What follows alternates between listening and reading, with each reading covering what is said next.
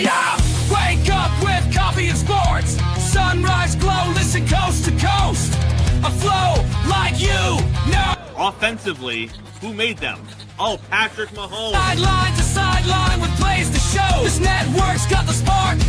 When you put up 300 yards rushing against someone, that you got your butt whooped. I feel like I would have liked to see Oregon, Ohio State in the semis, not the quarters.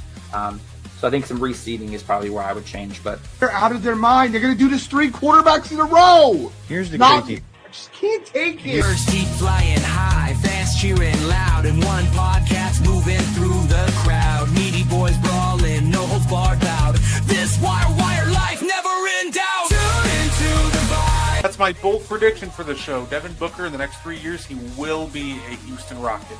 Because I still think Seth is still at the top of his game. I do. I think he's right there. Who knows? Maybe. Not this year, but one time soon. Why wouldn't we potentially see Seth and Roman?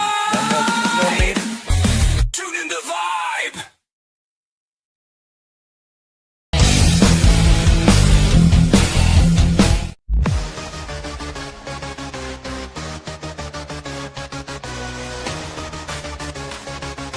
Party Rex, blood centers.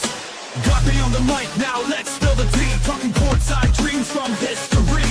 Legends on the blacktop now and then. From Will to Steph, we hit it again. Momentum chimes in, let's go deep. Young bloods rising, can't skip a beat. Puppy prospects with fire in their eyes. Draft night suckers and hoop dream highs. Wire to wire, bring the heat. Podcast magic can't be beat. Do better, we're blow better. We're hoop heads, trendsetters. What's poppin', y'all? It is your boy, Guard E3. And I figure, the NBA's back, so we might as well have a little fun and do a watch-along. Like I said, we're just going to be chilling today, watching some hoops if you want to talk hoops, or if you have any questions about anything else. I'm really down to answer anything. All right, so here we go. Say Cade's going to take a difficult off-balance jumper. So here comes the Knicks. This should be a game that the Knicks win. Oh, gee, shoot it. Hit it. Bam. Oh, yeah, I think you overthought that one a little too much.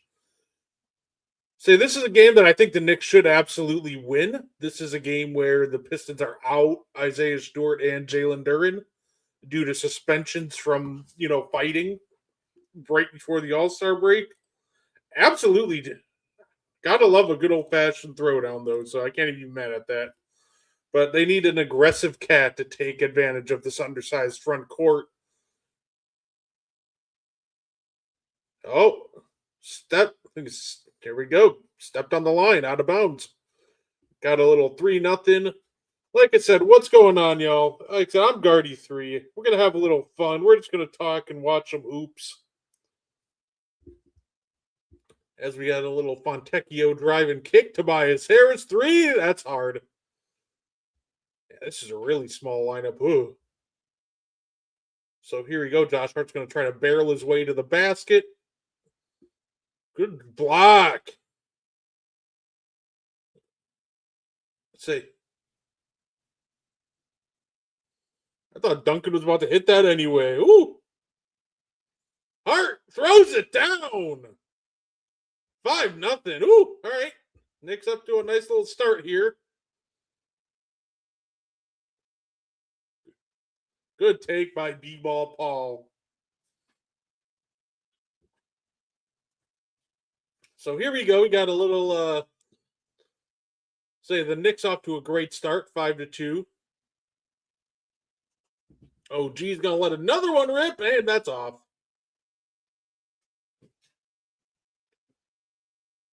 So here we go. We got a sewer against Jalen Brunson. He's picked up his dribble. He's looking for somebody to get rid of this ball. Oh, there we go. Okay. Oh.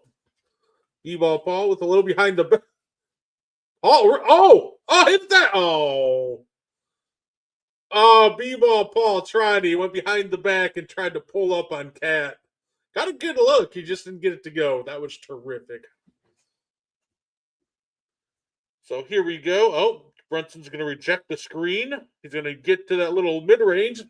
Off, but he is fouled. So Brunson is going to go to the line for 2.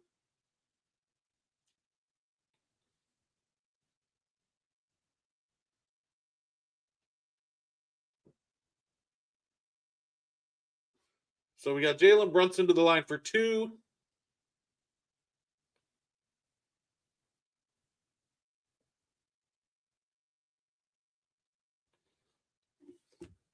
Say the first one is up and good. Say so now we are going to the line for a second one. Like I said, if you're just tuning in, thank you. Even if you're just passing by, I hope you have a great day. Like I said, we're just here to talk some Pistons, Knicks, news around the NBA, or like I said, mainly an NBA show. But if you want to ask about anything, I'm chill with it. So here we go. We're gonna have All right. Okay, just trying to get downhill. Little 15-footer, no good. Tobias Harris is fouled, fighting for a rebound. Okay.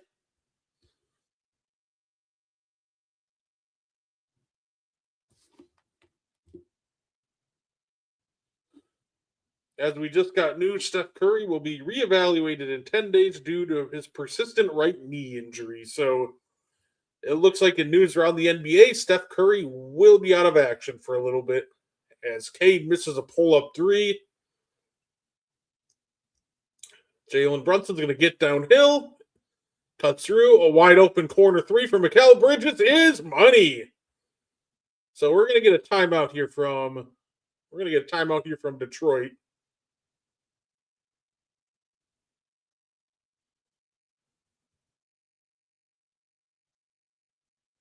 Oh, it stows on the line, I think. That's a 2.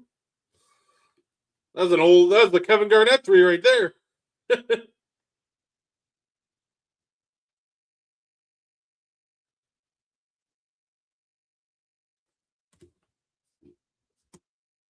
Let's say I'm glad the NBA's back. It's great to see it. We got no shortage of topics. We got the KD files. We got KD burner account stuff, which by the way, I really don't think that's Kevin Durant. I genuinely do not. Like, I get KD has a history with burners, but I don't think the latest batch of KD stuff was KD. Maybe I'm wrong. Maybe he proves me wrong, but I don't think that was Durant.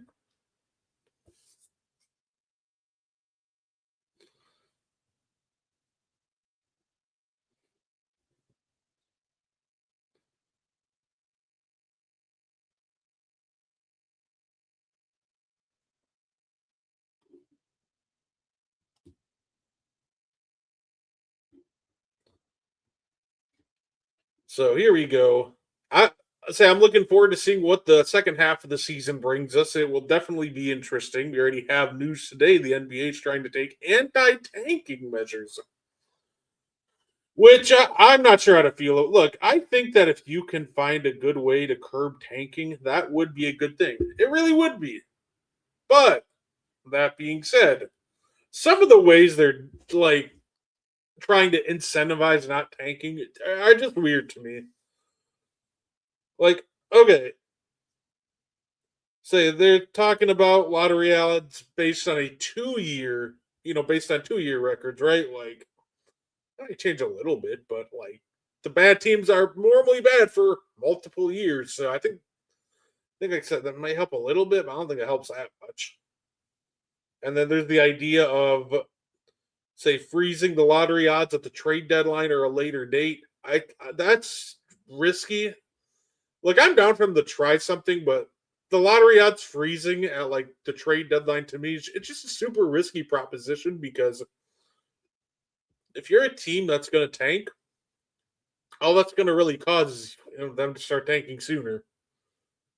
Like, it's one of those things where if a team wants to tank, they're gonna find a way. So I am interested to see what they do to try to stop tanking. I'm not saying they shouldn't try to stop tanking, but also I think too many like people and teams really just kind of twist the idea of tanking in a poorly run franchise. Like some of these teams aren't tanking. Some of these teams are just poorly run and terrible.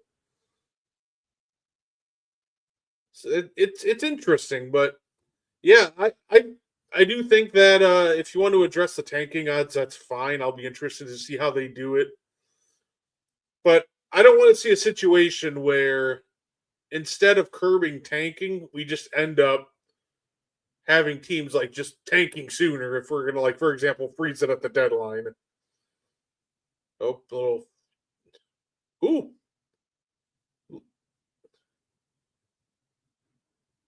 Say Detroit cannot get anything to go down right now. Wow, they're getting some good looks too. There's nothing's falling. Like Tobias just had a good look at the basket, like a little 10-foot jumper, and that didn't go. Here we go. Tobias gonna kick it back out to Cade. Gonna set a screen. They're trying to get Cade onto Cade, which they successfully do. Cade's gonna step it back, pull it, and it's good. Maybe that's what it takes. Get the lid off the basket. So we got a 9-5 game now. So let's see how you answer. How do you answer New York? You have Josh Hart set a ball screen for Jalen Brunson. Flip it to Cat. Gonna flip it to Bridges. He's gonna take Duncan Robinson off the dribble. Kicks it up to Brunson. Kicks it to a cutting Josh Hart, and it is. He couldn't handle the pass. It is out of bounds. So here we are, 9-5, 7:50 in the first. Who's that out on? Oh, yeah, no, that's out on Duncan. Yeah, I hit him in the foot.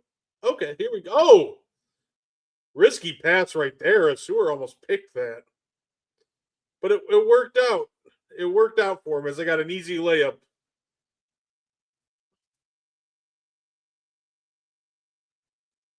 Have some shame against Detroit. This is like I said, to me, this is a game that the New York Knicks should win, with Detroit pretty much being out, with them being out Duran and Stewart. They're just missing a lot of big bodies down low. So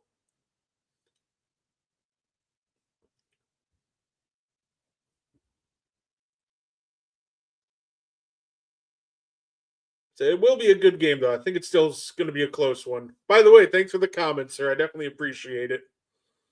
Shout out to Steve Dallas Cowboys.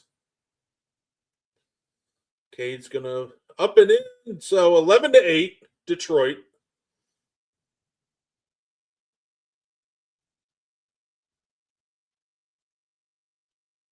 Right here comes Cat. Little pick and probably pop action. Oh, kind of a half roll. OG Anunoby's going to try to take this downhill, and he gets to the rim and scores. That was nice little move. Got in the lane, spin move, clean look at the basket, and converts. Cade's going to just pull it. Say OG with a stop. Ooh. So here we go. Karl Anthony Towns ball at the they're going to give it back to OG down low. Almost. Okay. Karl Anthony Towns going to pull one. He's going to try to fall for a call. It doesn't go, and he doesn't get the call. So here comes a Sewer Thompson. Ooh! What a pass. Good finish by Cade over Cat. Thompson with a great cross and a nice pass to Cade with a nice finish over Karl Anthony Towns. Brunson with a clean look, and that's off. So a 3-point game that say this. So, and Tobias Harris is going to go to the line.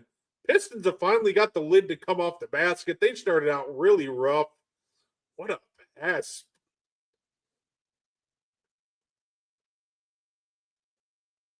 It split them. Good. That's like a nice little spin in the lane and finish by OG Anunoby. All right, here we go, Tobias. First shot is up and good.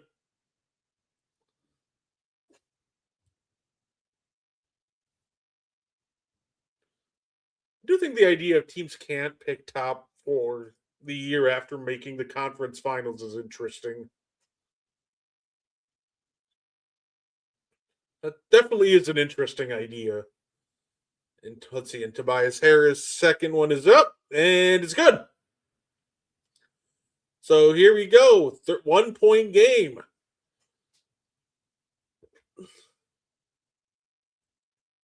Here comes Brunson. He's going to get a screen from Mitchell Robinson, who's checked in for Karl Anthony Towns. And he tried to finish in a crowd, but he couldn't get it to go.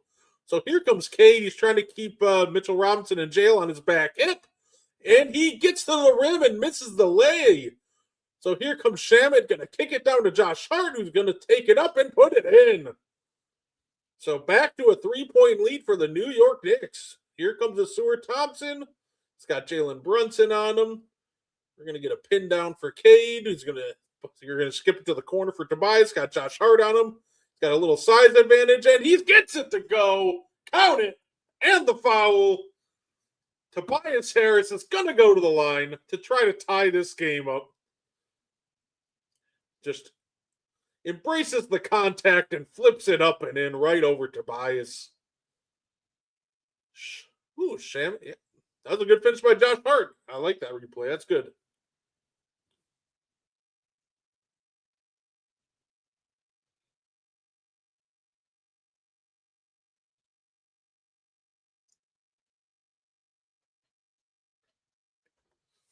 So here we go. Another Brunson Hart pick and roll. They're going to swing it over to Dwara. So you got Shamet. Going to kick it down to Mitchell Robinson. Good corner. One more. Jalen Brunson's going to pull over a light contest. Misses. Good close. I'll give some credit there. That's a good close out by Duncan. Cade hits it. Cade Cunningham puts the Pistons up 2. Josh Hart, flip it to Mitchell Robinson. Say a little 2-man game between Robinson and Dwara. Oh, Dwara with a nice pass to Shaman, who hits it. By the way, I apologize if I'm saying his name wrong. I don't really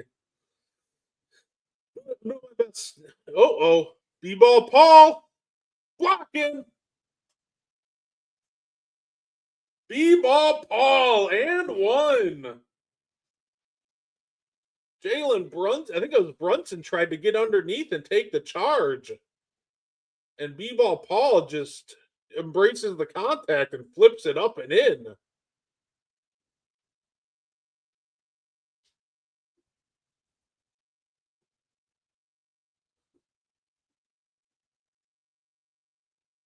So here we go. B-ball Paul to the line to try to make this a 5-point game. The Knicks are, I think they're still upset about that missed travel.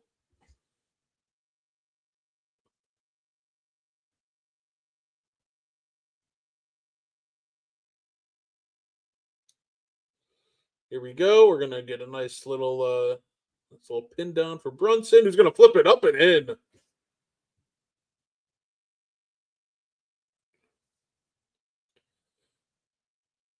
So here we go. Cade having a great quarter. As Cade has the ball in his hands again, he's going to flip it to the corner. And Seward's going to try to get inside, kicks it to the corner. Jenkins swings it one more, wide open. Cade 3 is good. Cade Cunningham, 14 in the quarter. He is on an absolute heater right now. Oh. By the way, shout out to Dennis Jenkins, man. He's been having a great year for him. It's my underrated player of the week last week. And Mitchell Robinson, just too big, throws it down. Hey, what's going on, Reed? Yeah, absolutely. I figured the NBA's back. Let's do it.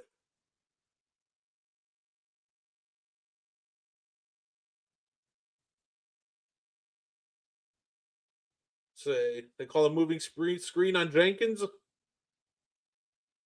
Yeah. Oh, yeah. He did not stop.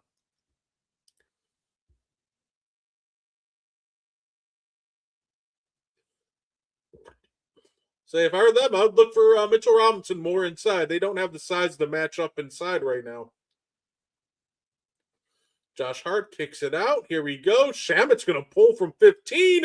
He missed, but he was fouled. Pistons are a better team without Isaiah Stewart. Isaiah Stewart's such an interesting player. He's a solid like depth bench big.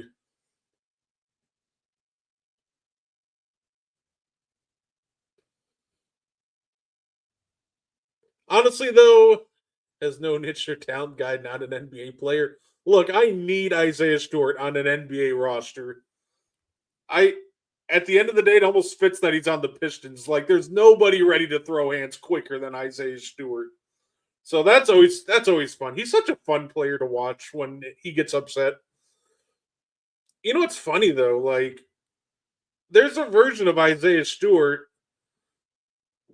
that I really liked, but that was 23 Isaiah Stewart where he's shooting 38% from three.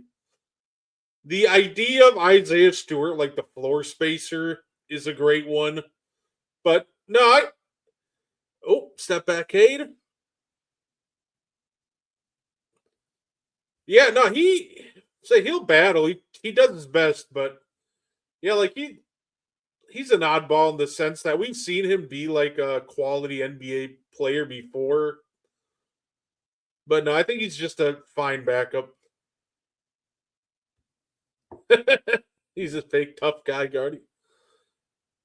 Hey, you know what? Oh, went for the lob, but missed. Two-man game now. Alvarado takes it up, and it's in. Hey, might be, but there's not many guys who crash out like he does, so. No, like I said, I think Isaiah Stewart's just like a fine, like backup quality player. I don't think he's a starting NBA caliber player. I think he's one of those guys that's like good enough for a roster spot. But I think he's just best suited as like playing against backups, unless he can figure out that three ball. Then that kind of changes things. Mitchell Robinson, nope.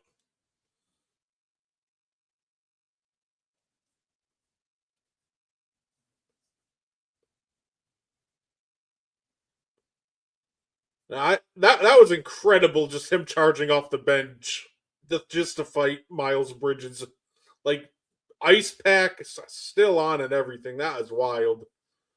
No, I do get what you're saying about Isaiah Stewart. He's weird in the sense that like he definitely tries his best, but saying he's shown flashes of being a really good NBA player, but I think I'd push back on a little that he's not an NBA player. I think he's a solid backup, just not a starter.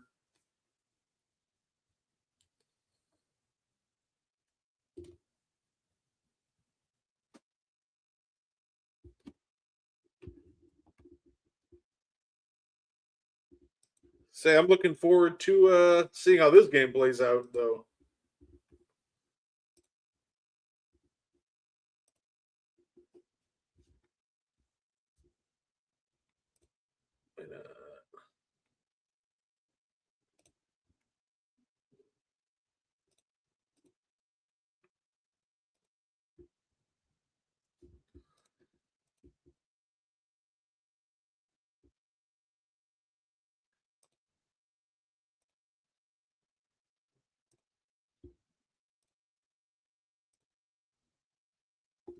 So here we go. Like I said, it's kind of commercial break. We're just kind of chilling, waiting for waiting for it to come back. Like we're watching some. Where's this?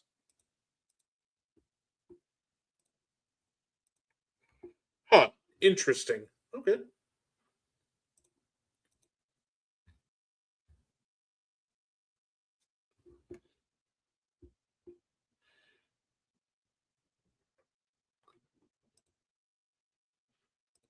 Let's see. Where are.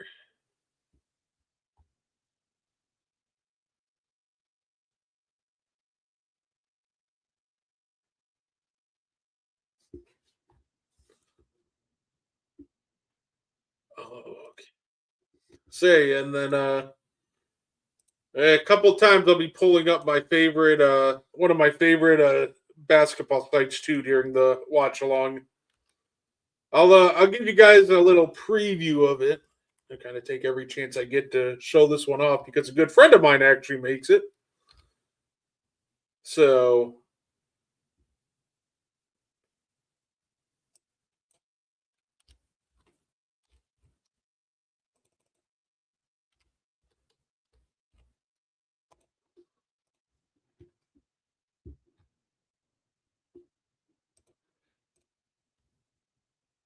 I thought I'd bring up a fun little Isaiah Stewart shot chart. By the way, if you want to check out this site, like I said, a friend of mine made this.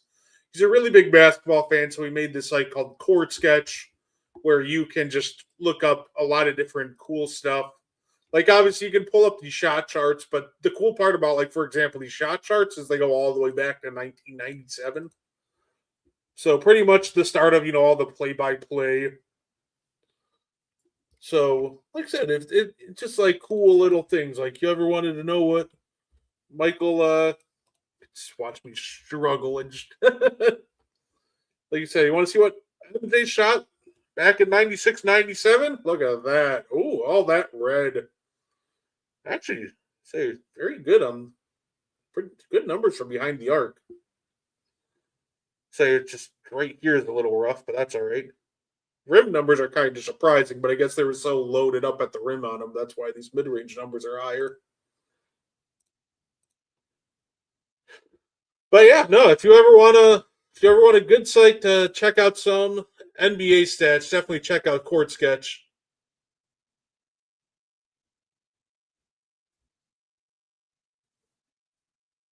Oh, they called an offensive foul on Dennis Jenkins?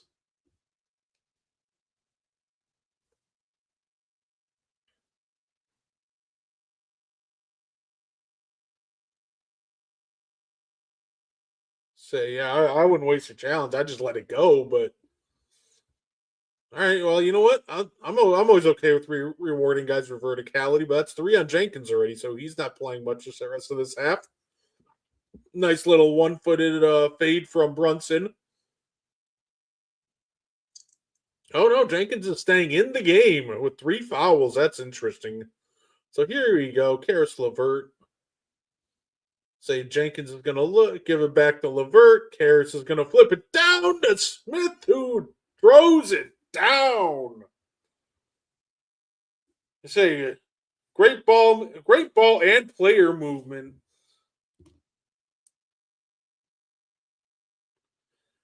Say great ball and player movement led to a wide open Tulu Smith, and he just finishes it off. So here we go. Mitchell Robinson's going to try to go at Smith one-on-one, and he couldn't finish, but there's a foul. So Mitchell Robinson's going to go to the line for 2.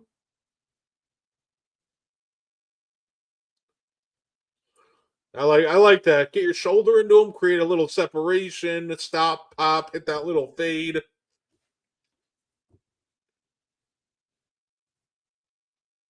So Mitchell Robinson, not a good free throw shooter. Well documented. He's a little rough on that end.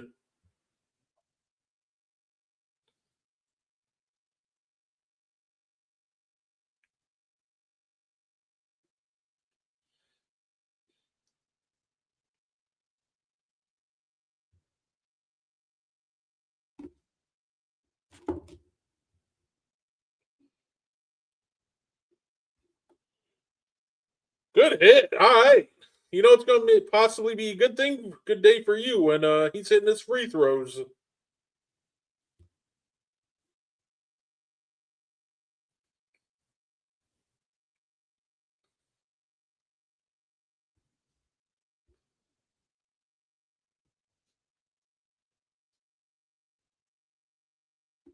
Good block by Robinson.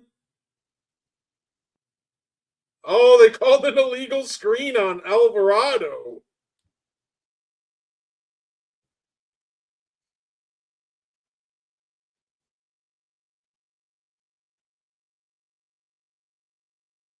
Ooh, I don't even know why you do that. Jenkins wasn't really going to go contest that with 3 fouls. I don't even know why you're going to do that if you're Alvarado. Must just not have realized who it was.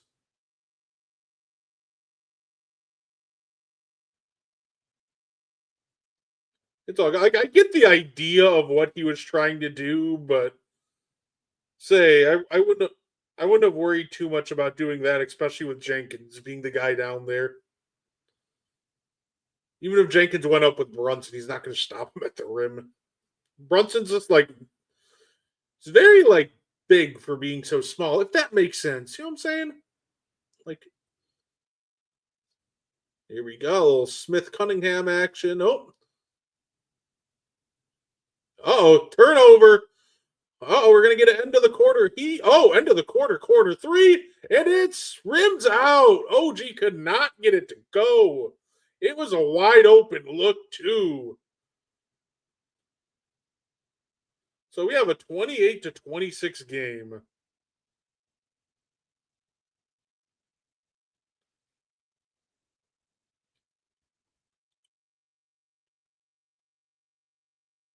So here we at the end of the first, it's 28-26. I definitely appreciate everybody tuning in, even if you're just sneaking by.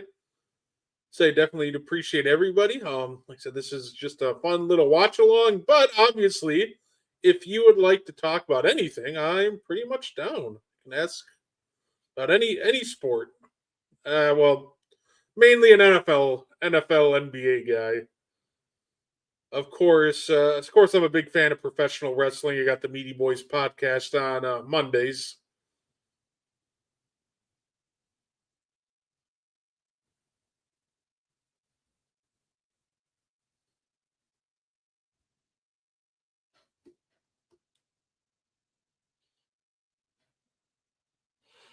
Saw news that Amen Thompson is eligible for a max contract, which I really don't think we're giving a max contract to Amen Thompson.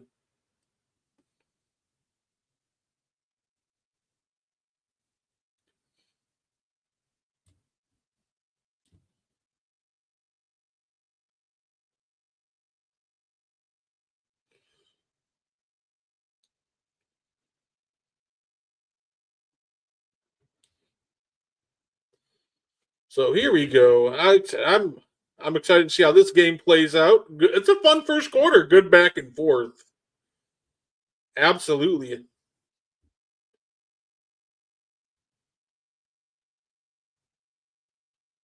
So we're just waiting on the game to come back. Got some commercials. Fun. Like I said, that was a really good look that they got from OG Anunoby at the end of the first, and he just could not get it to go.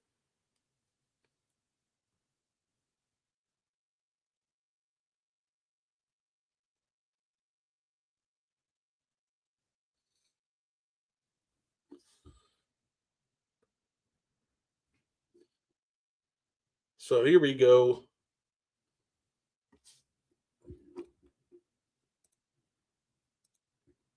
Like I said, just hanging out. But yeah, and this site also has fun games. So there's called Guess Who, for example, the game.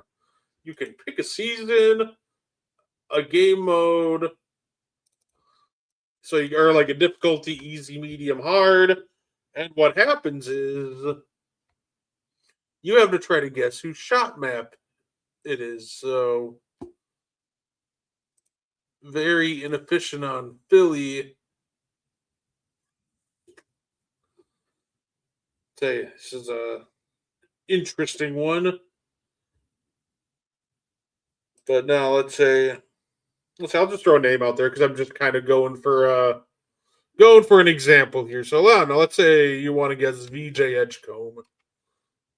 Even though I'm like 90% sure that is not the right answer. Don't even let me. Yeah. You know what, I'm just gonna type in Maxi. I know it's not the right answer, but and then that's how it looks like. Oh, your guess, Maxi. Correct answer, Kelly Oubre Jr. So, like I said, you can also play fun games to kind of challenge yourself on there too. As we get back to the game, so here we go. The B-ball Paul's got the ball. Gives it to Ron Holland inside with a nice finish.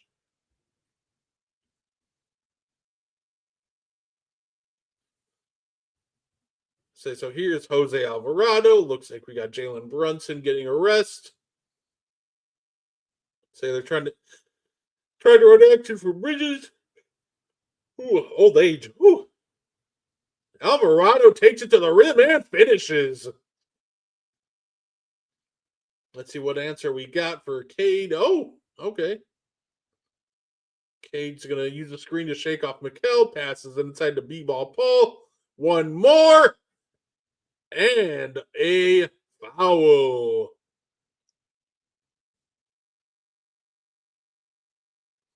Nice little shoulder bump right there.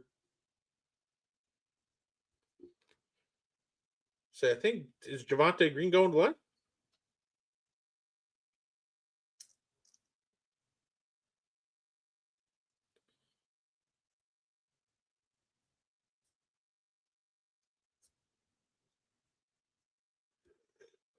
Yeah, okay, he is. So, first free throw is up.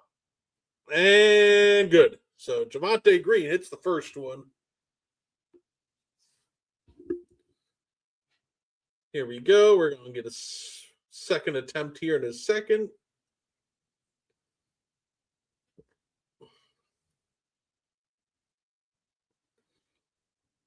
And it's good. It feels like there's just a lot more ball and player movement right now for Detroit. Not like, I guess not a lot more, but yeah, it just feels like we're getting. Oh, Alvarado's going to get into the lane and good finish.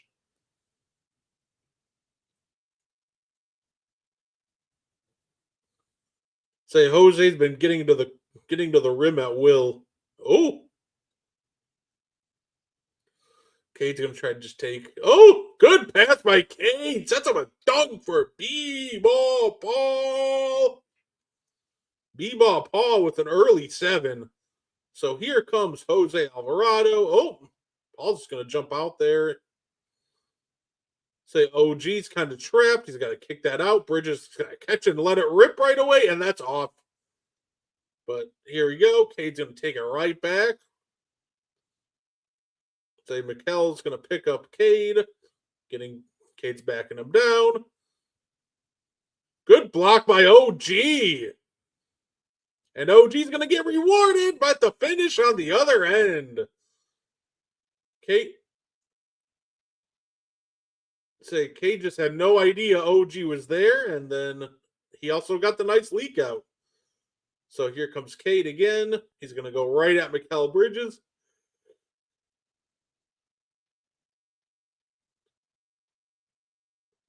Not exactly. That was maybe the worst possession I might see all year. Cade just tried to force one. The second look wasn't terrible when he missed it horribly the first time, and then this Pistons team is working really well when they're moving the ball around and just being active. But the couple times they've tried to create their own look and just kind of play standstill basketball hasn't been good. Oh, blocked by LeVert. Okay.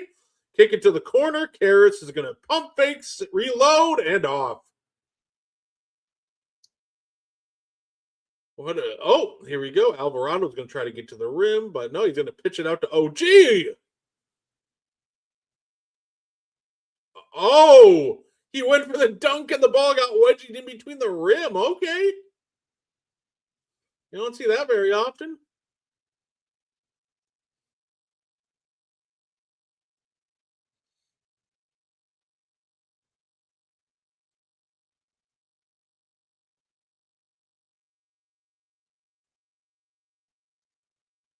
So now we're going to bring the ball at.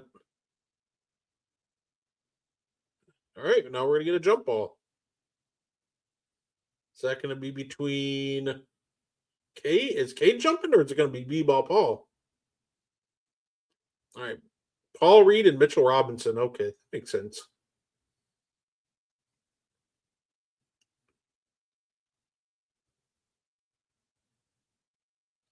Oh, okay. Oh no, it's okay.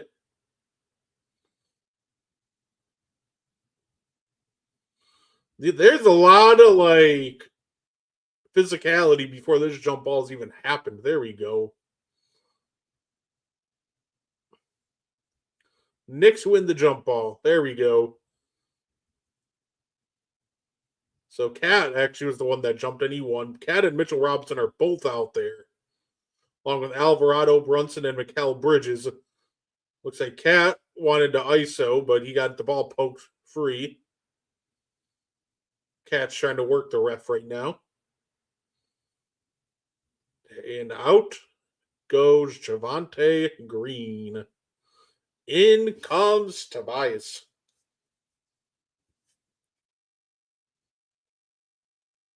I'm sorry, it wasn't. Yeah, it wasn't Tobias. It says Smith.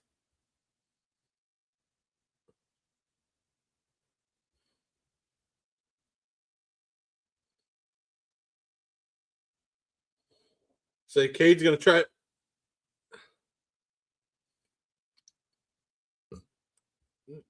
I'm not a fan of Mikel's gonna miss the fade. There's a lot of contact. Cat's gonna go to the line. Yep. I'm not a big fan of what Cade's doing right now. I just try to force the issue too much.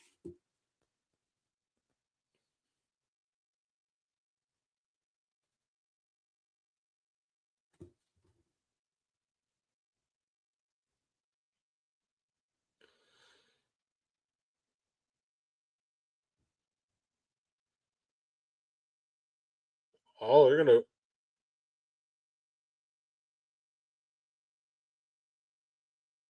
Yeah, Cade's not happy. He thought he was fouled. Nah, it feels like so. Once again, it feels like with Cade, he's just forcing the issue too much right now. Earlier in the game, we saw a lot of ball and player movement that was working really well, but these last couple possessions has just been Cade trying to go in and get a bucket. And when you're going against Mikal Bridges and OG Anunoby, it's just better to move the ball at that point because it's just not easy to go at those guys one on one.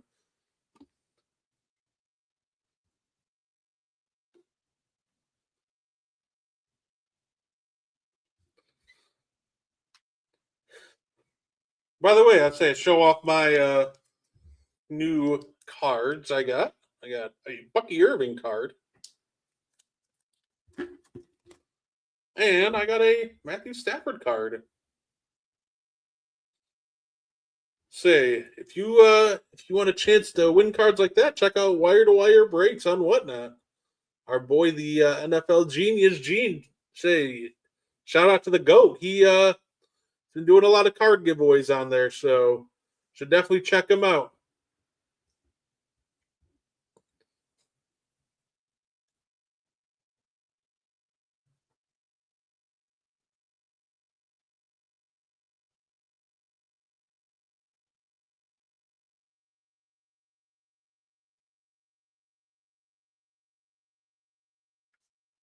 What is this commercial?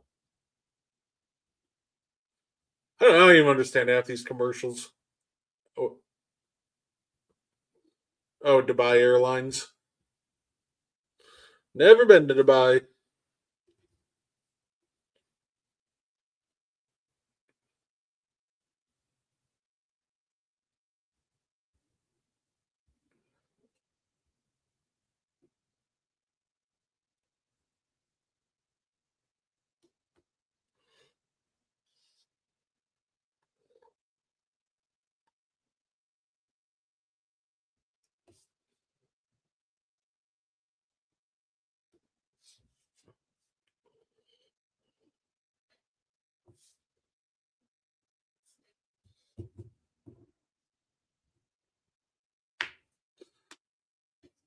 Say it. Say, what are your guys' thoughts on the anti-tanking measures?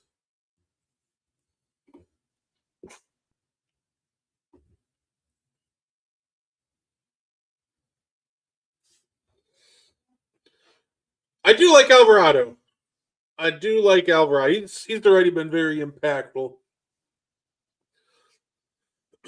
Jeremy Shohan's a very good defensive player. I think he can definitely help on the defensive end.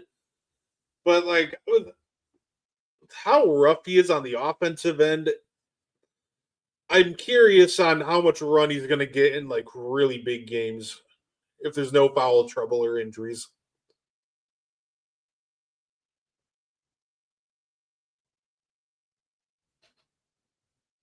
Oh, they won the challenge. All right. So here we go. Here comes Cade Cunningham. He's going to try to take Shamit off the dribble. Oh, between the legs action, kicks it to Tobias, flips it over. Oh, here we go. Oh, Alvarado poked it free. I thought he just lost it out of bounds.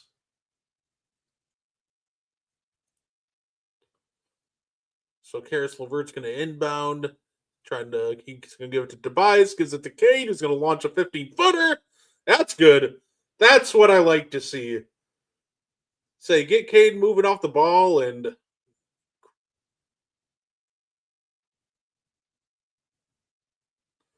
NBA will sell the team to a new one. Yeah.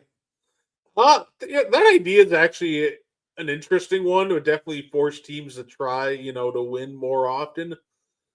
Obviously, I think the biggest issue with that is I don't know how you'd get the owners to agree with that because obviously they'll have a say, but it's an interesting idea. Definitely is.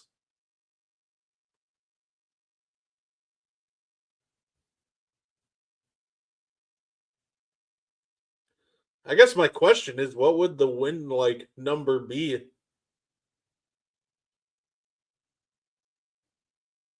Like, what would that win percentage be? Like 40? Like, if you win like 40% of your games or 35? Because it's weird. It's hard because obviously every team can't be good at the same time. So I'm just not. It's one of those things where maybe like a sweet spot for an idea like that would be like just win at least 40% of your games. But even then, I don't know if 40% is too adventurous of a number.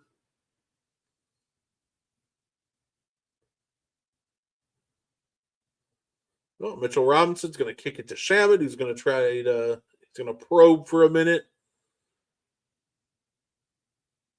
Shamit's going to draw the foul.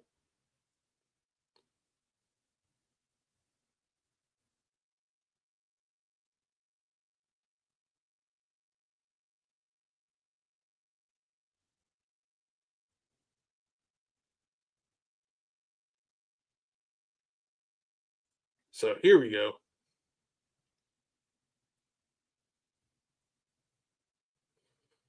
Teams can all get lottery picks 2 years in a row. Say no, that's an interesting idea. You know what's funny though?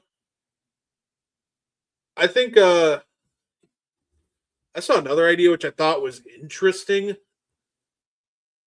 to help teams kind of get out of mediocrity and help them to continue to improve. And it was kind of incentivizing making the play in. And it was, I forgot who said it, but it was somebody threw out the idea if you make the play and you get an extra mid level exception to spend, which I thought would actually be a fun idea. I don't think making the play is a bad thing. I think the problem is teams get perpetually stuck there.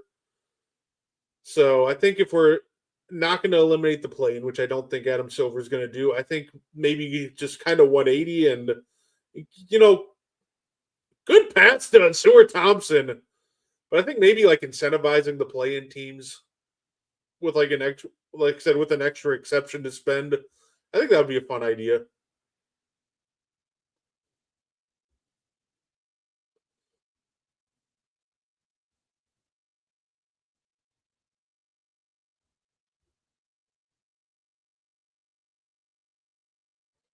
This was a good, perfect touch pass right underneath to a sewer.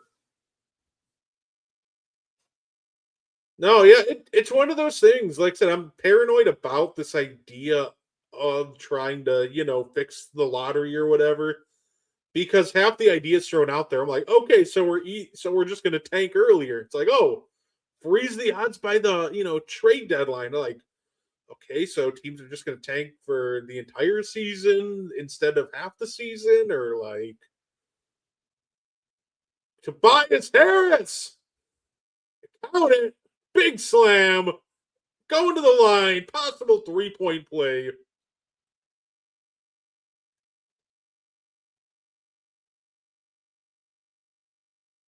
They just fell asleep. Say, Karis LeVert looked up. Nobody was with Tobias. And I'm going to fly like an eagle. Can't you see?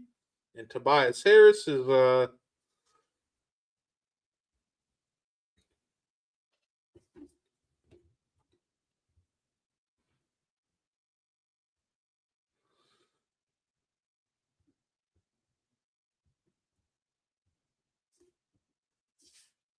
say, here we go. We got a little Josh Hart, Jose Alvarado screen game. Brunson.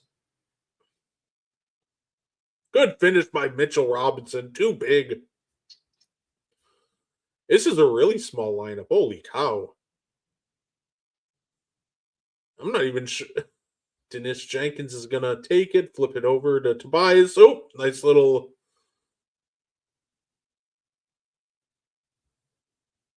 Oh, good cleanup duty there. Good finish by Smith.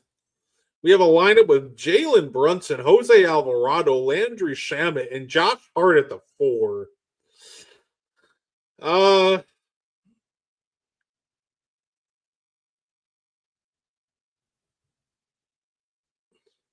No basket.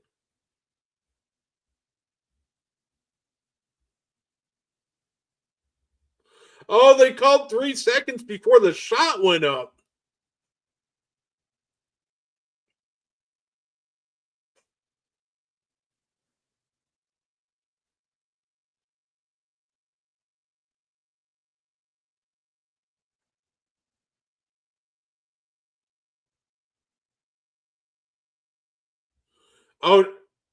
Oh, wow. Lazy inbound. Jose Alvarado with the steal, but Josh Hart misses the layup. Say, a Seward's going to take it strong, but he loses it going up. We got the Knicks on a break. Josh Hart is going to fake like he's going to shoot it. We knew he wasn't pulling it there. Brunson's going to get downhill, and that shot's off the mark.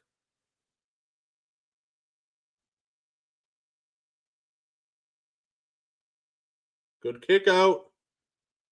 Karis LeVert is going to go one-on-one with Shamet. He's going to get to the rim. Gives it to a Sewer.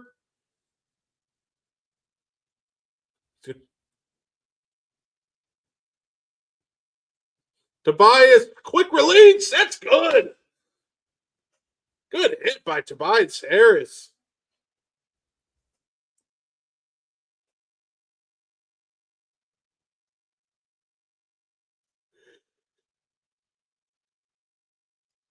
I really don't like this lineup by the Knicks.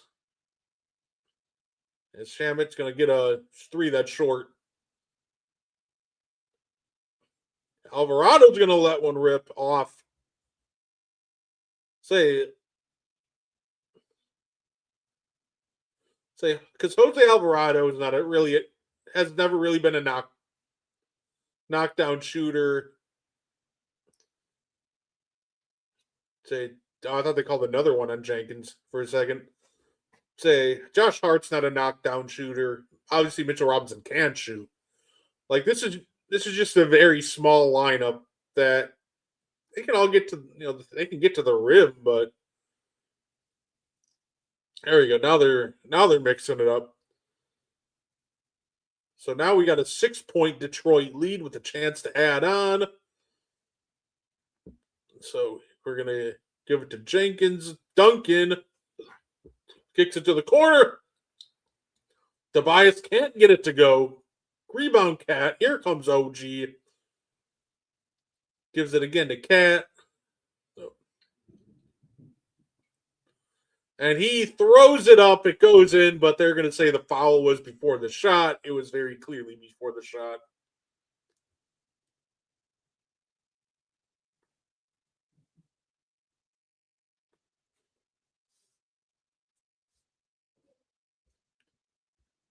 So here we go. I think Tolu Smith's giving him some good minutes tonight for Detroit. Love it.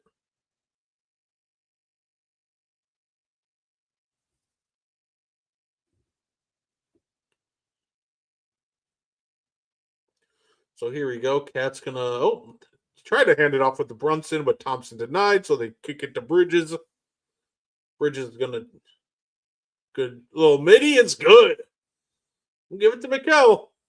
That's a good shot. That's a good hit. That's his spot.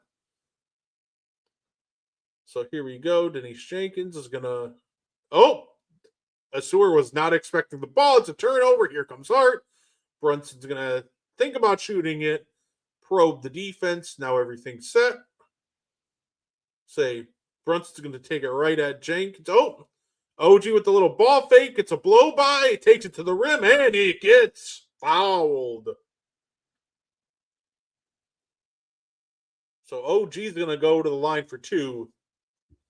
It's a 45-41 game.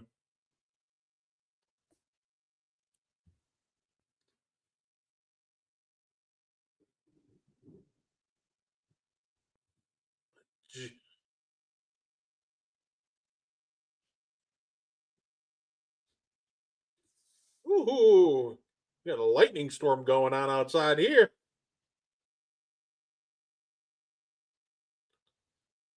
Oh, Blake Griffin. You're messing around in the studio. It's 38 degrees in a thunderstorm. Okay. So here we go. OG's going to take it up. And second free throw is good. We have a 3-point game. I think there's an update. Let me fix this for you guys. Let me fix that for y'all. So in that brief second, Cade Cunningham hits a layup. 5-point game. So here we go. Cat's going to try to run a handoff to OG, but that gets denied.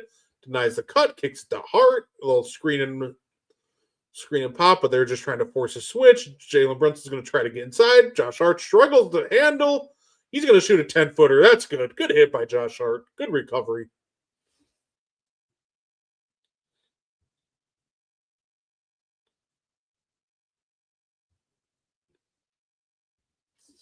So here we go. We get Brunson on Cunningham. Brunson's just going to, Cade's going to get to that little 10-foot spot, elevate right over, and he knocks it down.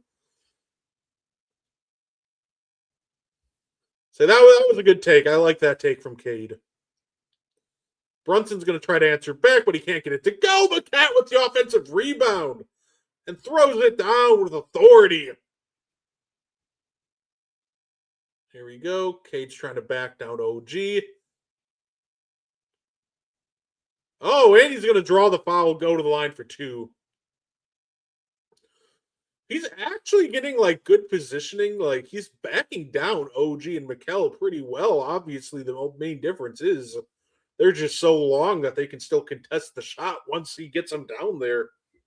But that time he was able to draw two.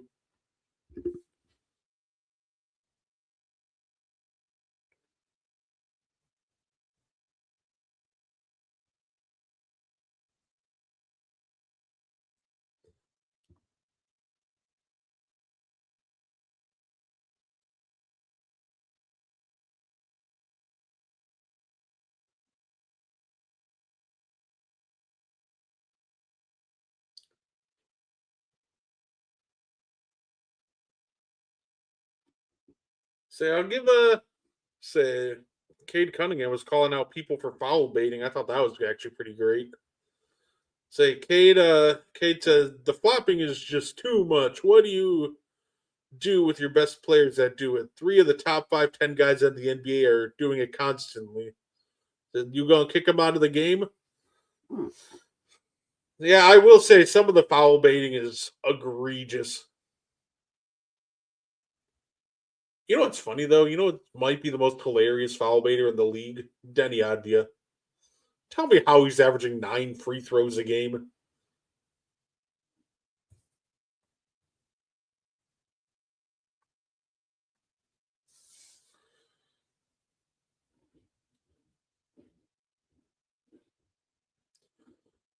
Say, I will say though, Cade. Cade doesn't try to bait for calls. Like it's funny because he's like just out of the top 10 in free throws attempts per game, but so he tends to get a lot of his, the old fashioned way because he's just very aggressive going inside.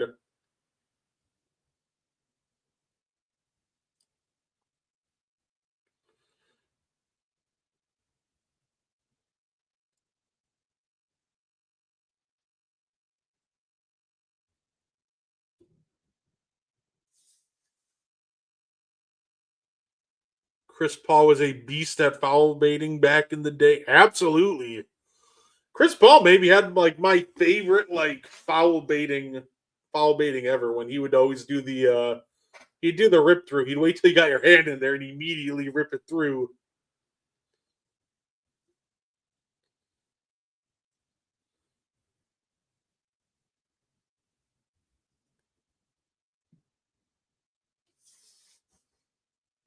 Say we have ourselves a 3-point game.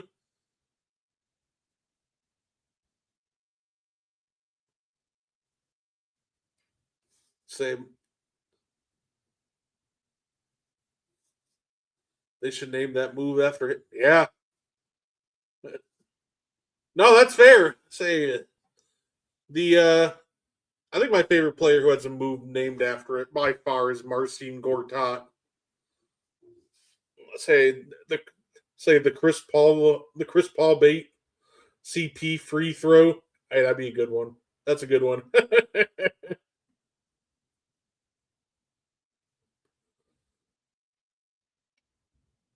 Yeah, it kind of sucks how Chris Paul's career ended with just getting released and nobody picking him up. But great career for CP3, first ballot Hall of Famer for sure. Say one of the greatest point guards of all time for sure. So I definitely appreciate you tuning in, Tony. Salute. And by the way, if you're all in, you got to check out Tony on the Sports Report on Wire to Wire Podcast Network. It's always a terrific vibe.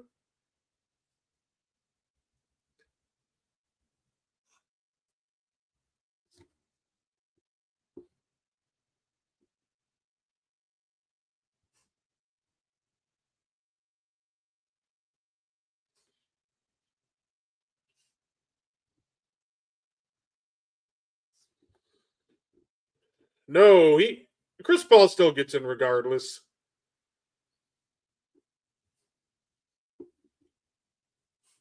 So his career is just way too good to get snubbed from first ballot.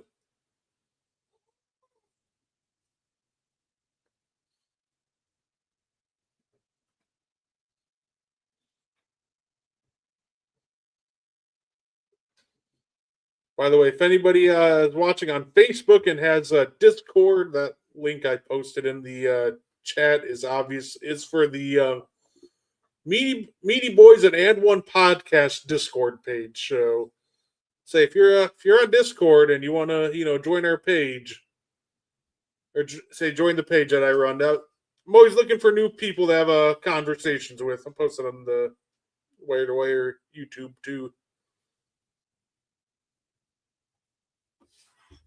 But no, yeah, he at the end of the day with CP3, he's going first ballot for sure.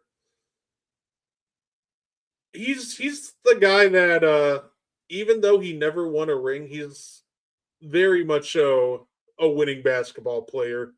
As Cade Cunningham hits it right over Jalen Brunson. He's up to 22 with that half. What a shot. Josh Hart's going to cut. He's going to... Oh, good hands by Thompson. Cade's going to try to get downhill, kick it to the corner. Duncan Robinson, open three. That's good.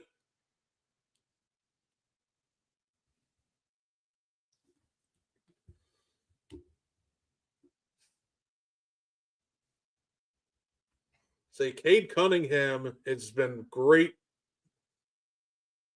Brunson's going to try to step it back. It won't go.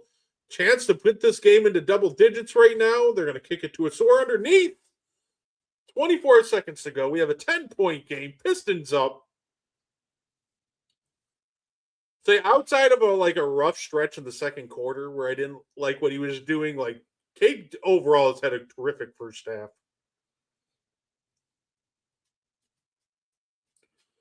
So here we go. Bridge is gonna shoot a 3, and that's off. And that it will do it for the first half of this game. We have ourselves a 10-point game. 58-48.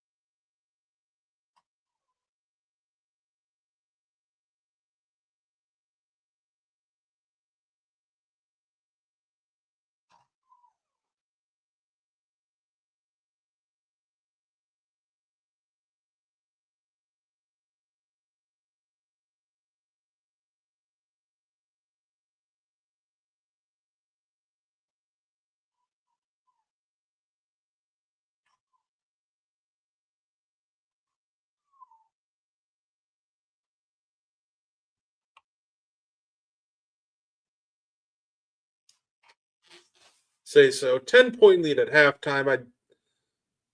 But yeah, no, we like I said, I got a podcast. I mean, a Discord server for the N1 podcast and Meaty Boys podcast. But I also have a kind of a spot to talk about everything, wrestling, non-sports stuff. Yeah, no, definitely. If you just want to come and hang out, obviously at the end of the day, I'm gonna just try to get a little something going, build a community, and just have a little fun. Debating if I want to do another giveaway for March Madness coming up. Might try to get a prize or something for that, or have a little contest.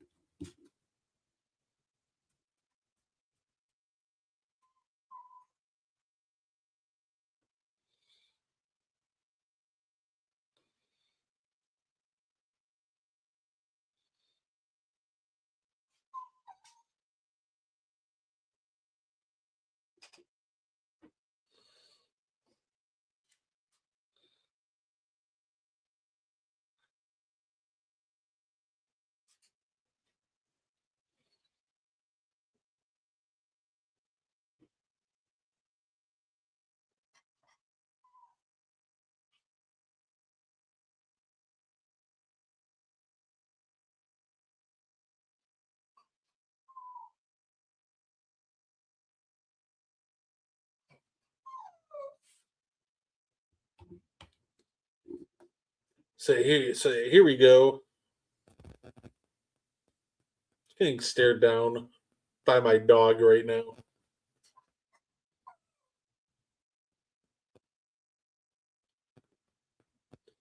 All right, guys, it is halftime. What I'm going to do is I'm going to take a couple of minute break so I can let this little dork out. So I'm going to run the intro, but you can also see some of the shows that we have on here if this is your first time tuning in. And I'll be back in about 2 minutes. All right.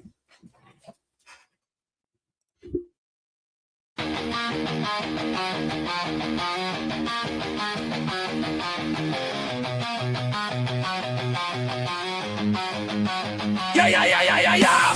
Wake up with coffee and sports. Sunrise glow, listen coast to coast.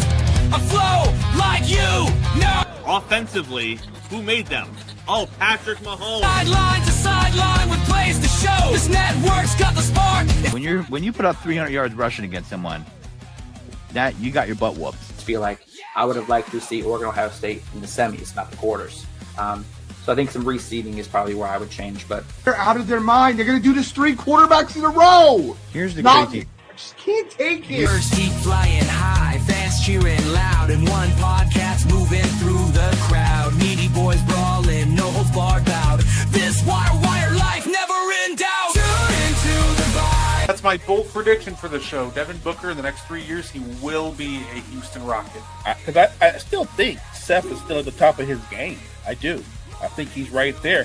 Who knows? Maybe not this year, but one time soon. Why wouldn't we potentially see Seth and Roman? One more, you know what I mean? Tune in the vibe.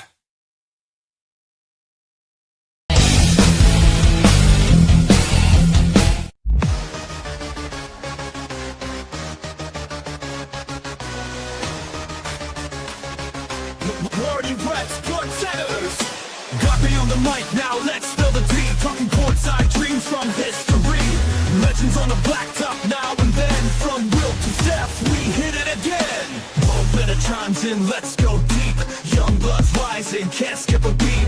Puppy prospects with fire in their eyes. Draft night suckers and hoop dream highs. Wire to wire, bring the heat.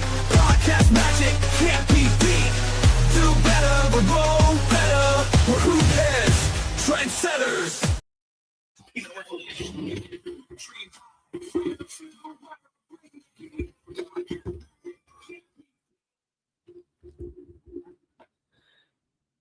Woo! Bear. Oh, just made it back. I think right before the intro ended. No, sorry, we had to take a peanut break. If anybody doesn't know, I have 2 dogs. I have a 14-year-old Labrador named Brody and a 10-year-old King Charles Cavalier named Peanut, who I actually named a segment on the show after him, and a normal show, which I'm going to actually have to restart doing very soon here, probably next week. Say we have a segment called Puppy Prospects, where we talk about some college prospects. So normally we'll start it up closer to the draft and March Madness, so it's probably about the perfect time to start doing it again.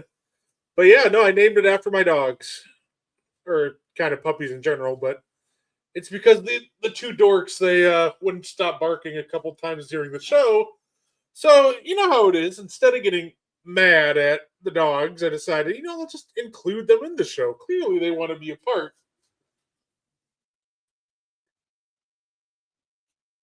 So, I don't know.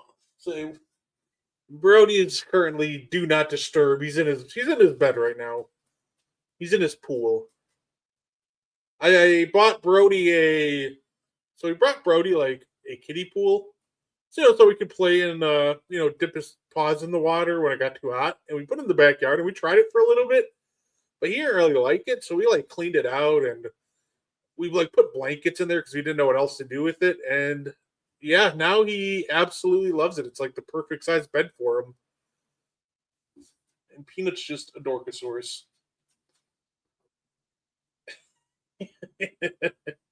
Getting stared down again. He's just a big ball of love. He's very clingy. So he'll when I do shows, he'll either be laying right by my feet or he'll just sit there and stare me down. And currently he's deciding to just sit there and mean mug me.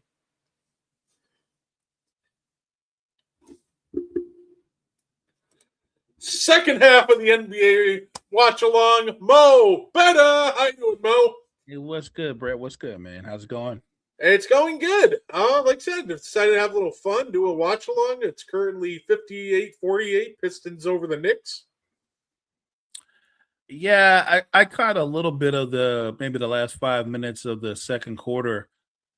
Unfortunately, if you're a Knicks fan, even without Beef Stew, even without Jalen Duren, the games are playing out very similar to the previous games. It might be just as simple as the Pistons are just a bad matchup for what the Knicks do. I think that might be it because before the game, I was like, this should be a game that the Knicks win. That the Pistons are missing like all of their bigs, like, but now like B-Ball Paul's put in good minutes, Tolu Smith's put in good minutes. Like this team just gives the Knicks fits. Yeah, and I think they have the confidence they have the same confidence versus the Knicks as the Spurs have versus the Thunder. There's no fear. And look, I'll be the first to admit, I enjoy watching these young up and coming teams. I'm a big Cade Cunningham fan. I'm a Brunson fan. There's so many great players, and I love everything the Pistons do. I just feel like it would be an amazing accomplishment because I know they're so defensive driven. They're so good at attacking the basket. If they could go to even, let's say, the conference finals, I think I would be blown away because I really don't think they have a lot of firepower. They play with a lot of energy and they're very aggressive. But if you look at how they play, so much of what they do offensively, it is dependent upon what Cade does. I don't think that's a recipe to win a title. I do think they can beat the Knicks, but I think they can beat the Knicks because they match up with the Knicks. And the first thing they do with the Knicks is we're going to totally take Towns out the game. And because of his mindset, Towns seems to be more than willing to be like, all right, well, they've taken care of me. So, and everything becomes, what can Brunson do? What are you going to get from OG or Bridges? The Pistons are just a really bad matchup for the Knicks. If the Knicks are going to go on the deep playoff run that a lot of Knicks fans think they'll go on, I think they're going to need someone else to take out the Pistons for them. I will say, Mo, they ran a lineup earlier this game that I was absolutely ragging on because I hated it. They ran a lineup so they had Jose Alvarado, Jalen Brunson, Landry Shamet, Josh Hart, Mitchell Robinson. And I was getting so annoyed watching because I'm like, all right, Jose Alvarado is not a knockdown three-point shooter. Neither is Josh Hart. Mitchell Robinson can't shoot. So you're just undersized at three positions. And with Mitchell Robinson, I don't know what the end game of that lineup was, but it just got blown out of the water. That's a crazy lineup because it's essentially Mitchell Robinson, who's a non-scorer surrounded by four guards. Those are our guards. I don't know what the thinking there was. Maybe Mike Brown's just throwing something at the wall and seeing what sticks. They haven't had a lot of success. And look, it's weird to say this, but if you've seen the previous matchups, being down by 10 is not bad if you're a Knicks fan. It's a lot better than what the other matchups went like. So, look, I think the Knicks can get back into it. I don't know. The thing is, Detroit defensively can derail what New York does offensively. I don't think New York defensively can stop the Pistons from doing what they want to do.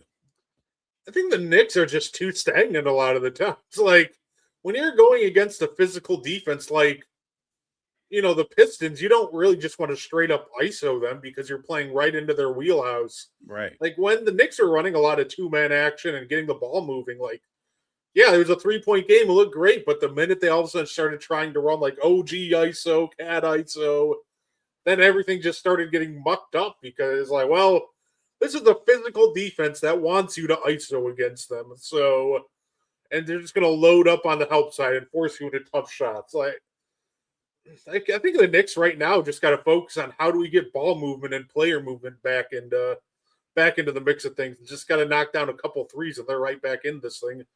Well, look, what you just said is so spot on. You can't beat the Pistons playing iso ball. Let's start there. They're too good. They show and recover too fast. They attack screens. You got to, like you said, ball and body movement. Make the defense react to what you're doing, not the other way around. Yeah, Cade's been terrific this first half. There was a 3-minute stretch where I got confused at what he was trying to accomplish, but he bounced back really well. Overall, great half. There's a 3-minute stretch where he's just trying to force things over OG and Mikal, and it just slogged everything down. But as soon as he got back to just distributing the ball and picking his matchups, then he was back to cooking. Last couple times down the court, he just found Jalen Brunson and shot right over him. Yeah, that's a tough matchup for Brunson for sure. Wow, I saw a really good question. I'm sure you already answered it. Does CP3 miss first ballot? No, he's first ballot. You can't be an 11-time. He's an 11-time All NBA player, 12-time All Star. Like in the history of basketball, I don't think there's been a person who's been an 8-time All Star that didn't walk in first ballot. So he's gonna walk in first ballot. My only problem is you see some of the crazy stuff people say on social media. We do this all the time. When a player retires, we go back and we look at their career and then we say give them their flowers, which I 100% agree with. But then some people go too far and they overrate them. There was a group and they were going back and forth, and it was like, after Steph, I've got CP3 as the second greatest point guard of all time. I was like,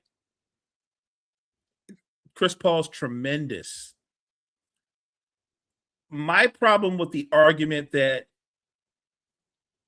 you shouldn't penalize players for not winning titles, I agree with that. But I think it works the other way around too. I shouldn't penalize other great players who do win titles. Like, if we want to say, the ring culture thing weighs heavily, I get that, but you can't go, well, take away his 5 titles and his 3 finals MVPs. And I'm like, but he does have 5 titles and he does have 3 finals MVPs, and they kind of matter, right? They kind of matter. Some people might have Chris Paul third all time amongst point guards.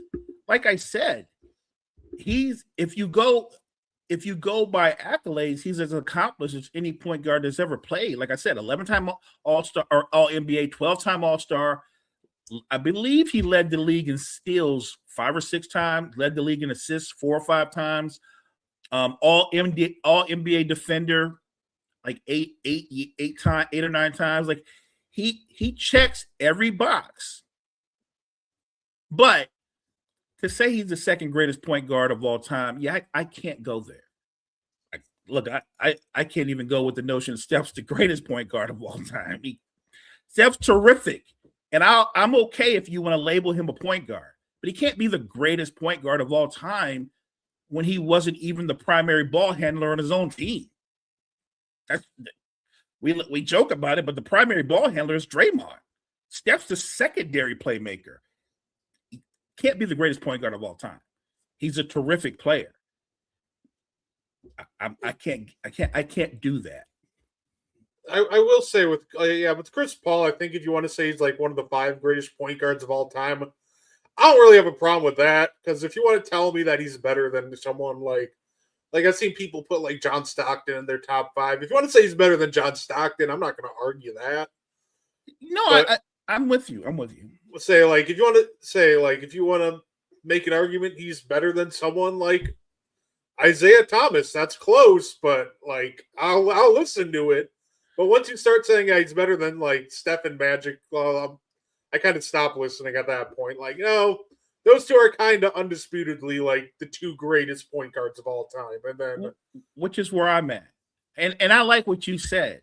If you want to tell me that you have him ahead of Isaiah Thomas, I'll listen to that conversation, because I think it's a conversation. Even if I still would have Isaiah Thomas over him, I don't think that's a crazy notion that he would be third all time. That to me, or even if you just say top 5, that to me is acknowledging how great he is and not penalizing him for not winning a title. You know what I mean? Like that, I think that is acknowledging how great he is. So at a minimum, I've got him top 5, but I'll listen to the back and forth about Isaiah. So the argument they were making is, well, he's got a better handle than Magic and he's a better shooter than Magic. Those are both true. Those are factual things. And obviously he's a better defender than Magic. That's true too. But am I supposed, that's like that 2-way argument. I did something because I was testing where people were at, and I put out better basketball player Ray Allen or Klay Thompson? And in my head, I thought Ray Allen was the better basketball player. But the argument that I thought people were going to make was Klay was a two-way player, right? Which he was. The problem with him being a two-way player is, though, it's not like he and Ray Allen are really close when it comes to what they do offensively. Ray Allen was a number one option for almost all of his career. When he went to Boston, that's when you can actually say, like, that Ray Allen essentially was Klay Thompson, but that was past his prime Ray Allen. The very best version of Ray Allen is better than the very best version of Klay Thompson. No, absolutely. You know what I mean? So if you take away Magic Johnson's 5 titles, okay, take away the 5 titles and the 9 finals appearances. What are you left with? You're still left with a 3-time MVP. You're still left with a guy that led the league in assists 4 or 5 times, that led the league in steals 3 times. That is a career 19, 11, and 7, shooting over 50% for his career. And this is a career that we all know was actually cut short. I can't say you're better than someone just off the fact that you got a better handle. The better bag argument can be true, but it doesn't mean you're better by default. Joe Johnson has a better bag than most guys in the Hall of Fame, but I'm not going to put Joe Johnson ahead of most guys in the Hall of Fame. I don't even know if Joe Johnson is going to make the Hall of Fame. And I'm a fan, but I wouldn't look at Joe Johnson and go, he's a lock. I don't think Joe's a lock. I don't think DeMar DeRozan's a lock. I know we just had a group of finalists that they put up there, and I'm a fan of all those players. And I guess maybe I'm a softie. If I were voting, I might vote everybody in. But if you wanted to make the case, come on, Mo, Blake Griffin and Amari are really, really good. And they were terrific for like a 6 or 7 year period, but they're not Hall of Famers. I'm not even gonna argue that. I think if they get in, I don't think they get in first ballot. I think all like those two, ISO Joe, I think those are guys that like they're either getting in on pretty much the last ballot or like Veterans Committee. Like I don't think any of those guys are really high ballot Hall of Famers, but I think ISO Joe might sneak in because like every member of the 20,000 point club is in the Hall of Fame outside of him, and I believe DeMar DeRozan and Tom Chambers might be the only other two. But no, I think he might sneak in, but if he does, it's going to be like, hey, he's about to fall off the ballot. Let's get him in the Hall real quick, but still a very good player. Yeah, and look, if Joe Johnson gets into the Hall of Fame, and yeah, if you could count the big 3, I think I would agree with that. They're probably not going to, but I actually agree with that. If Joe Johnson gets into the Hall of Fame, Brett, I think you're right. I think it'll be down the road or something like that. Same for DeMar, by the way. But if he gets in down the road when we're having a conversation, all you're going to remember is that's Joe Johnson, Hall of Famer, right? You're not going to go, there's Joe Johnson, the guy that it took 30 years to get in. They're not going to say that. They're just going to say Joe Johnson, Hall of Famer, the same way that the NFL Veterans Committee finally put in Roger Craig. That was, talk about a long wait. So look, I'm not on the committee. I'm fans of both Amari and Blake, but objectively, I think the NBA needs to be a little bit more stringent on what they call a Hall of Fame career. And I know they've bent the rules a little bit for European players. I would like them to be a little bit more stringent. I think Joe, Amari, Blake, DeMar, I kind of feel like they're all in the same boat. You know what I mean? Like, yeah. I think they get in, but I would be stunned if they get in first ballot. They'd almost have to create like a second Hall of Fame at this point if they want to do that, like the Basketball Hall of Fame and the NBA Hall of Fame. Which is what I've been screaming for forever. I think the NBA needs to have an NBA Hall of Fame. And then you can truly separate careers and be a little bit more strict on who's in the Hall of Fame. Like the Basketball Hall of Fame is very broad because you can get in if you had an incredible college career.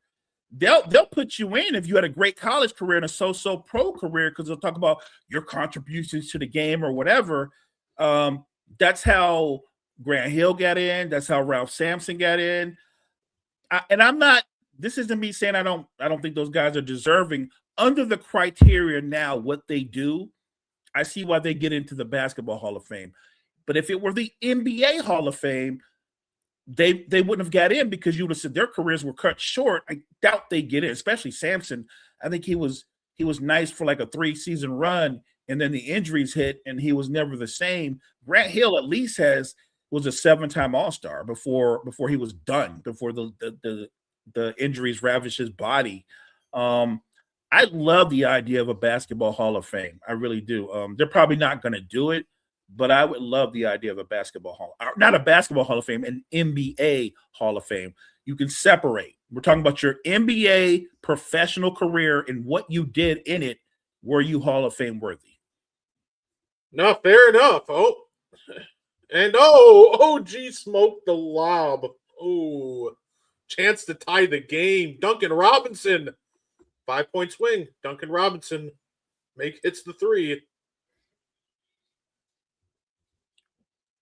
Say you got to finish the easy ones. If you're facing a good team like Detroit, you can't let the easy. Agreed. You can't smoke the layups. Say Cat's cooking now. 4-point play, good dunk, and yeah, okay, Cat's starting to get aggressive, and that I feel like that's exactly what they needed with the entire like Detroit center rotation wrecked. It's kind of annoying that he didn't try to get going sooner. They need a big game from Cat this game. And not just because Doran and Stewart are out. He needs to build his confidence up for playing and competing against the Pistons, because at some point he will have to deal with Doran and Stewart, and he needs to match their physicality. Yes, it is, Kyle. 100%, Kyle. I think everything they do in the regular season, they play hard, but I would argue this. They're very similar to Pat Riley's Miami Heat teams, and some of the Knicks teams. They play the regular season like it's the postseason. But what happens to them in the postseason when he doesn't have a viable number 2? Like Jalen Duren, I love Jalen Duren. But if Jalen Duren is your second offensive option, you're in trouble.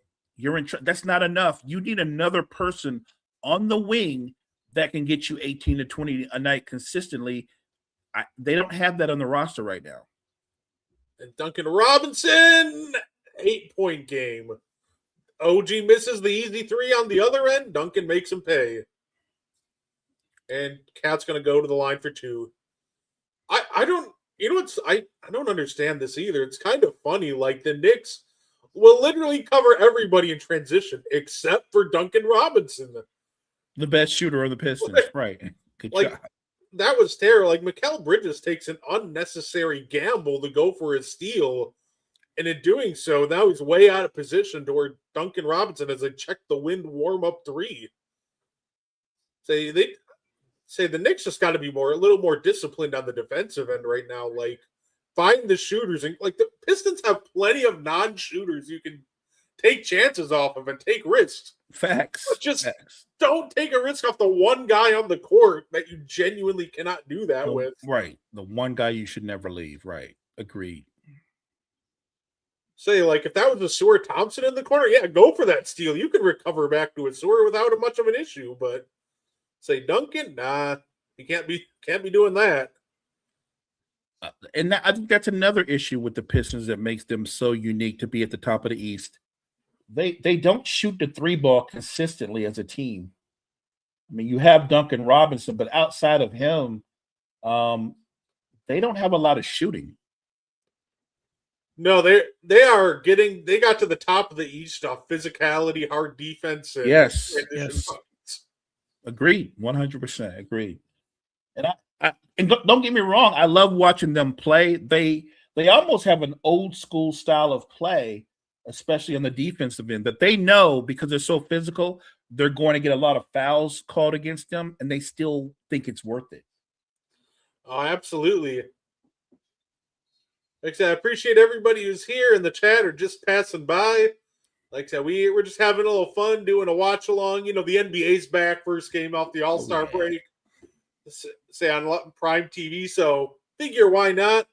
If you like the discourse that you're hearing, you can check us out more on, Wire to Wire Podcast Network, or we do have an And One Podcast / Meaty Boys Podcast Discord page. So if you want to continue the conversation over there, if you like Discord, let's say we got a page over there, and it's got a topic for everything. So, Mo, did you see that one Lakers thing that I shared earlier in the one group chat? I missed it. What was it? Oh my! So it was the funniest thing ever. So this guy says in 28, and this is a guy obviously complaining about, LeBron's run and he only got the Mickey Mouse ring. But Right. This is the funny part to me. In 2018, the Lakers had a young core of Brandon Ingram, Julius Randle, Kyle Kuzma, Josh Hart. Those first four names make sense, though, right, Mo? Right. This next name kills me. Channing Frye, Zubac, Caruso, KCP, Lonzo Ball. Okay, those next four make sense. Isaiah Thomas. That killed me. Like, what? You're talking about a young core. Why is Channing Frye and Isaiah Thomas post hip surgery here? I remember that we had IT on the roster for a while, but like most of his stops past those surgeries, he just never was the same player. And I'm not gonna lie, I don't even remember Channing Frye being on the Lakers. Like it must have been one of those blip things. I have no recollection of him being on the Lakers. So the young core was the whole roster, pretty much. Yes, and look, LeBron shows up, and you know how it goes. Start getting rid of young players, and I'm okay. It worked out. Right. I understand the psychology. I'm ready. I'm willing to sacrifice what they could be for what I know Anthony Davis is. And it worked out. You got a title out of it. Whatever people think of that title, it's a title and it counts. And so it did work out. And that's what I always tell my fellow Laker fans. Like, look, if you sacrifice the future, but you do win that title, then it worked out. You get I know you'd love to have 2 titles, but if you get one more, which they did, then it was worth it. Especially like nowadays with parity being so rampant. Like nobody's won 2 titles, like back-to-back titles since what the 18, 17, and 18 Warriors. Yeah, like it's been a while since somebody's gone back-to-back, so there's really no shame in not winning a second one. So, and did you see the news with the league going to try to implement anti-tanking measures? And what are those? I did not see that. Oh, you were ready for these concepts? We'll go one by one, and we'll see how much you like them. The first idea they had: first-round picks can be protected only top 4 or top 14 plus. So they're going to want to mess with pick protections. Okay. Lottery odds freeze at the trade deadline or a later date, which I think could be disastrous if they try that one. I don't like that at all. Like, okay, Mo, if you're a team that's going to tank, do you really care if you start tanking from game 1? Like, what's the difference? All you're going to do is have a full season of tanking if you do this whole freeze it at the deadline, because what's in the first half? Well, we got to tank. We got to get that good, spot locked up. But then second half of the year, it's, oh, well, we might have a team next year. We don't want our key players getting hurt, so we're just going to keep it moving. Yeah, I think you hit the nail on the head. I could just start the season tanking. You know what I mean? Like we could. Oh, so there's a way around that. We'll just be god awful to start the season. Look, I get what Silver's trying to do. I think there's more practical measures you should try to consider, but the stuff that you just told me, so extreme. I don't think that would work. I actually think that would make things worse, much worse. No, absolutely. Another idea. Oh, good hit by Cade. Another idea. No longer allowing a team to pick top 4 in consecutive years and or consecutive bottom 3 finishes. Huh. It's Wait, intriguing. so if I get the number 2 pick in the draft 2 years in a row, I can't have that second pick the second year? What? Yes. So what does that mean? Instead of getting the second pick, I go to like the 5th pick? Yeah, I guess you just get bumped to 5. Or So look, I get how teams tank and that annoys people, but what if that second pick is, say, it's Donovan Mitchell, right? Let's say the first pick is, I'm just throwing names out there, but the first pick is Hallie. I get it. Hallie's a franchise point guard. The next guy is Donovan Mitchell. And I don't get to have Donovan Mitchell because I've got to go down to 5. And then the 5th guy is like Walter McCarthy. You know what I'm saying? Like, you know what I mean? Like, something's wrong. I think about what that could do. Like, you could sit there and go like, yo, there's 3 great players in this draft. Like, 3 of them are legitimate franchise players. And because we get bumped down to 5, we have no shot to get any of them. Like, I don't like that at all. Yeah, I was a big fan of that one either. Teams can't pick top 4 the year after making the conference finals. So pretty much it's just going after teams that traded for really bad teams' picks. Okay. Like, I guess. Like, whatever. Say a lot. This one is the funniest one to me, Mo. Lottery odds allocated based on a 2-year records. And my response to that one idea, Mo, was, what does that change? Like, do the Kings look better if I go, well, look at last year's record? No, they still suck. Like, do the Pelicans look better if I go, but we look at last year? Like, no, they're like slightly worse than they were last year. They weren't a good basketball team last year either. Right. Like, the really bad teams, I think it's funny because the teams that they keep mentioning, like the Kings, like, what the fuck is that going to do with the Kings? Like, buddy, they're going to be in the lottery every year until like the second coming. Like, that's not going to do anything to curb them. I don't understand that way of thinking because, like you said, the Kings, usually the Wizards are there, but the Wizards might surprise us next year. They've made some smart moves, but the Kings have been in the lottery. To me, it feels like they've been in the lottery the last 2 decades. And the sad thing is, A, they've gotten it wrong multiple times. But B, when they've gotten it right, Brett, they've traded away the player. Like, when they've gotten it right, they didn't show the patience that you have to show as a franchise and as an organization to let the player develop there with them. They make panic moves. Like, if you're a fan of basketball, and I told you could have a backcourt of Halliburton and De'Aaron Fox, you would probably look at me and go, yo, that's a nice backcourt, Mo. Both guys can make plays, both can score. Halliburton's a legitimate 6'7", so he can actually guard 2 guards. So it wouldn't be about size or anything like that. And yet the Kings thought, no. We need to get rid of one of them. The funny part is, Mo, if we had like a thing where we did a tournament and all the teams just had players that they drafted in the past decade, the Kings would arguably have the best guard room in the league. Like, you would have 3 all-NBA level players in your guard room.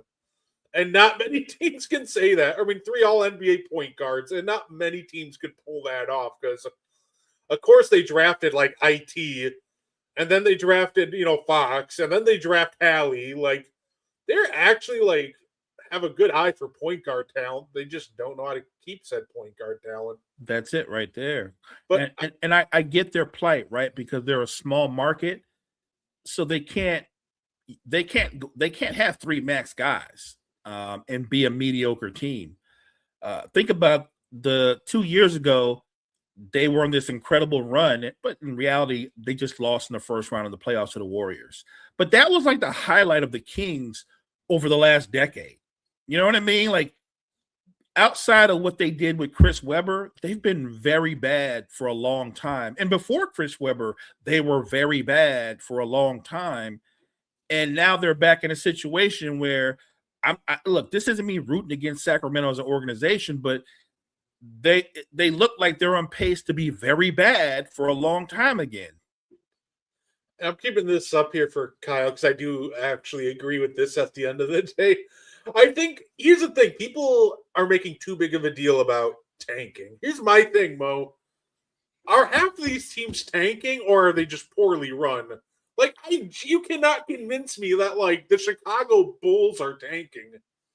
They're not run well. Like, you can't convince me that the Sacramento Kings are tanking. They're Facts. just not run well. Like, Yeah. half of these teams, I'll be like, oh, they're tanking. Like, some teams are. Like, Utah, I think, is pretty shamelessly doing it. But at the same time, like, a lot of these teams, too, they're just not run well. Like, there's a difference between the two. No. And that's the funny thing, right? I don't think the Kings and the Wizards, again, I don't think they're tanking. I think they're honestly that bad. You know what I mean? Like the organizations are run wrong. In the talent and the roster that they put out on the floor, they're legitimately that bad. I don't think when you look at Sacramento's roster top to bottom, they don't have to throw games. They could give you their best effort, and they're probably going to lose anyway. Honestly, they're just not good. The Wizards, I think they haven't been run well, but to their credit, I will say at the trade deadline, I thought they were going to make panic moves. They made interesting moves that I think if you keep your young assets and you keep your picks, they make you flexible. If Trae Young and Anthony Davis don't work out, I don't think that kills the Wizards because they didn't give up anybody. And I'm not used to saying the Wizards making smart moves, but somebody in their front office thought outside the box. And it didn't cost them nothing really. But I think you're right. Utah actually has a ton of talent. I mean, I'm not trying to be crazy, but if they played their best players consistently, they probably have a legitimate shot to make the play-in. But they're, Danny Ainge and company, they're invested in trying to add more young assets and get a better draft position. I'm not even mad at that. Like, I hate that people make it out like tanking is this new disease in the NBA, Brett, when it's been around for forever. And if we didn't kill the Sixers for basically tanking for 4 years, trust the process. And they did have some success with that, right? They hit obviously on Joel Embiid and they hit on Ben Simmons, obviously. They did not hit on Markelle Fultz. They did not hit on what is the big man's name? Ja Okafor? Yes, on both of those, Sark and Jahlil Okafor. Okafor had talent, but he's got the motor of a snail. And because the league shifted again when he got in, he's effective in the restricted area, but he can't really shoot from any kind of range, doesn't play defense. Like, he would have been a much better basketball player 10 years ago. But in today's NBA, he's a luxury, not a necessity. You know what's going to be funny? If they bring back the Supersonics on an expansion, they might win a playoff series before the Kings win theirs. That's so scary, but I think that's true. Kings beat Supersonics beat the Kings in the first. Yeah, I don't even think that's crazy. I really don't. Garpax. Yeah, the Bulls could never figure it out. Like, the Bulls are the perfect example of a bad front office because for example, like, you make a mistake in the draft and draft Patrick Williams, and then you double down and go, here's $90 million. And you did it before you even had to extend him. So, like, I don't even think that contract's kicked in yet. And you're just like, excuse me? What are we doing here? Yeah. Look, John Paxson is as bad a GM as he was a great role player. He stinks. God. John Paxson just repeatedly cripples the franchise. And I'm on board. If you tell me, look, we think Zach Edey is a building block part, not saying he's the main guy, but he's the main guy right now, but he's a building block of what we could have. I like Zach Edey. I like Bucelis. I think Bucelis has a bright future. But I don't understand some of the moves that they made because they lack the patience. Look, first of all, I want to know who their scouting staff is, because whoever looked at Patrick Williams up and down repeatedly and brought him in for multiple workouts and said, this is the guy. I don't know how many times you can get fired in a day. They should be fired repeatedly. Like that was just a horrible call. The only call worse than the Patrick Williams call would be old boy that got drafted from Cleveland a few years back. Bennett? God, my God. You know how, Brett, you're really big on this. So is Kyle, a few other guys at Wire to Wire. You guys like to break down the film and look at them and see their strengths and weaknesses. I actually look for film on Ben. I'm talking about, like, I was looking for his high scoring games and and even in those games, I didn't get it. I did not get it. And plus, I was looking at the competition he played against, and I was like, I don't understand what Cleveland sees. I didn't see it. I don't understand how some of these scouting guys just stealing money. And the 76ers traded Drew Holiday, too. Yes, they did. Yeah, facts. Yeah. Yes, they did. What did it say? Wait. The local media in Chicago told fan base Patrick Williams' comp was oh my God. This is a true story because I have seen this multiple times. Like when in the draft process, after he got drafted, they're like, player comp, Kawhi Leonard. I'm like, who? Like Kawhi Leonard in like high school? Like, it's not NBA Kawhi Leonard. Kawhi Leonard. Like, it's such a. It just feels like some guy.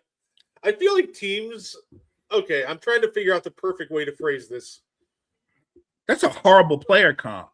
Probably don't try to draft guys based on you think they can have outlier development like Kawhi Leonard. Right. Like, production does matter, but being realistic in your standards does matter.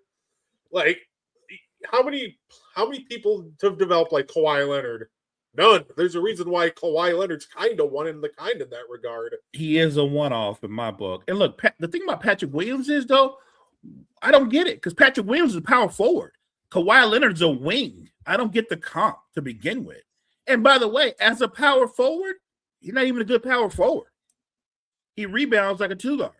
I don't want to kill Patrick Williams. I hope Patrick Williams turns his career around, has a really good career. I always root for the player, but when they get it that wrong, like the local media, they should get roasted for making that player comp. Somebody should point that out. Like, I want names attached to that. Who specifically said his player comp is Kawhi Leonard? Like, wow. Like, I would argue his player comp isn't even Jeff Green, let alone Kawhi Leonard. Like, come on, man. Like, he's not even Jeff Green. And that's not even an exaggeration. Not even Jeff Green. No, you know, I also saw something interesting on Twitter, Mo. So, you know, Enes Kanter was going on one of his rants, and I'm like, oh God, I hate seeing that guy pop up. But the only reason I'm mentioning this, Mo, is because the way this guy phrased it, first 4 words of his like tweet, to, talk about what, Kanter was saying, NBA legend Enes Kanter. I'm like, hold on. Who's an NBA legend? Like, is he even like a Portland legend? Like, where is he a legend at? That killed me so much. I'm like, hold on. Like, we are throwing around the term legend really loosely here. Yeah. Look, you could say NBA veteran because he is that, because he did play the league for years and he was a good player, but no one's ever going to call him a legend. Right. Like, well, Kyle brings up a point. He's probably a legend in his house. His own family probably even knows better. They're like, big dog, you're an NBA vet. Get it right. Well, they probably call him a legend to his face. Behind his back, they probably tell the truth. Yeah, it's weird with him because he always claims like, "Oh, the NBA blackballed me out of the league." I'm like, brother, you're out of the league because you can't guard a pick and roll. Like, you couldn't defend anything. Like, you can rebound, and you could score like 2 feet away from the basket. Like, you can score from the post, but Yeah. the problem is like you'd give up like 30 points a night defensively because you genuinely had no idea how to guard the pick and roll. So it was just easy money every time you put him in the action. I could have said it better. Enes Kanter, and you can look up this player's name and look up this player's numbers. He probably was actually better than Enes Kanter, but I would say Enes Kanter is a modern day Ronnie Cycli.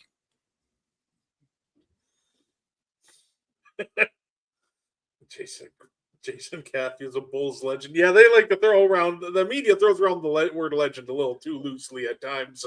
Oh, ouch. That last part's brutal. Hey, give Can't credit, can't defend a pick and roll either. Yeah, but Cat can like score more than 3 feet away from the basket.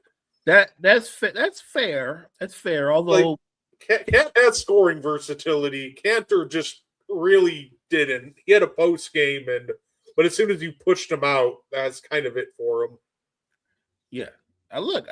Again, legend is a lot. Just say he was a professional basketball player. That's fair.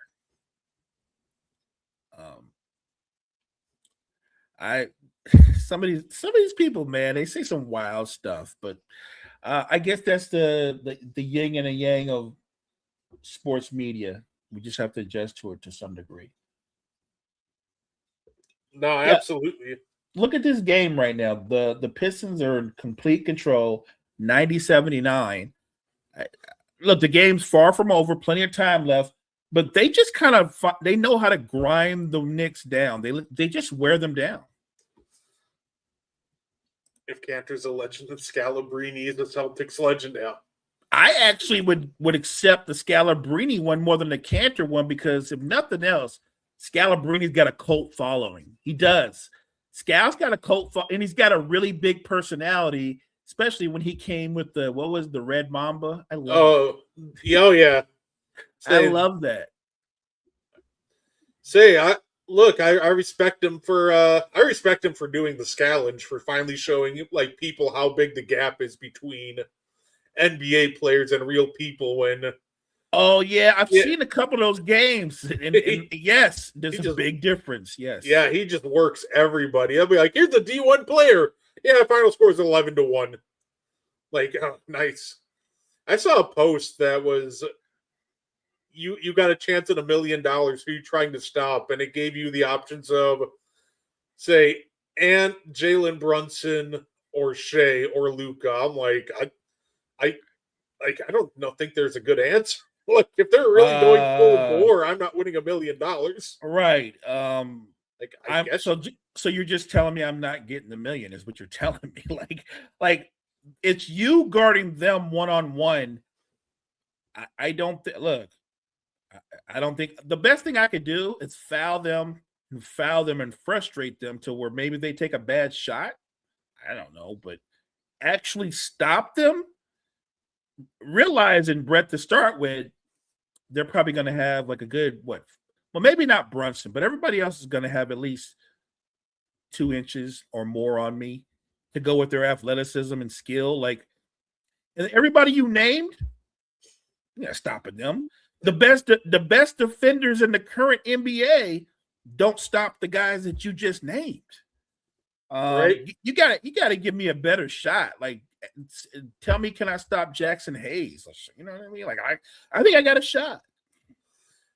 Yeah, right. Like me, like I don't even know who I'd pick. Like, maybe I could bait Luca into shooting a 3, which he probably just makes anyway because no pressure, empty gym. But I guess that's a lower percentage shot. Like, maybe I can bait Brunson into shooting a 3, which is probably going in anyway. But yeah, I thought that was funny because there were guys in there like one guy was like, yeah, no, I'll go against Brunson in my prime. I think I can maybe get a stop. Like, who are you? Is this like a Tony Allen burner? Yeah, look, man, and I guess most people would think of the guys you named that Brunson would be the easiest to cover. He's not easy to cover. He might be the easiest of that group, but you're not stopping him. The average person is getting gobbled up. They're getting owned. That's just reality. Say Brunson has some of the best footwork in the league, and he's built. Like, he's not like tall, but he's just like strong. Like, he can bump guys.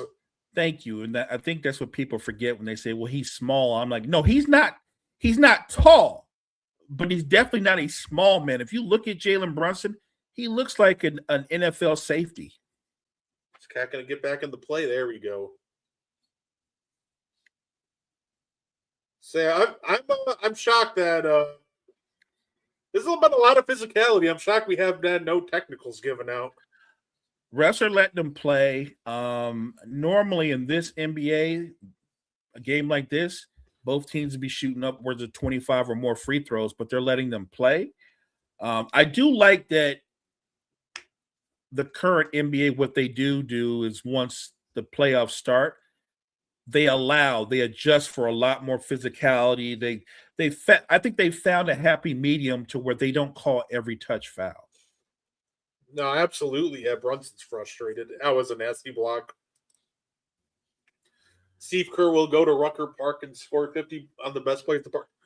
Hey, if people don't understand the gap, I watched Marjan Beauchamp, who's literally out of the league like a year later after he did this, like go drop 81 in the Pro-Am.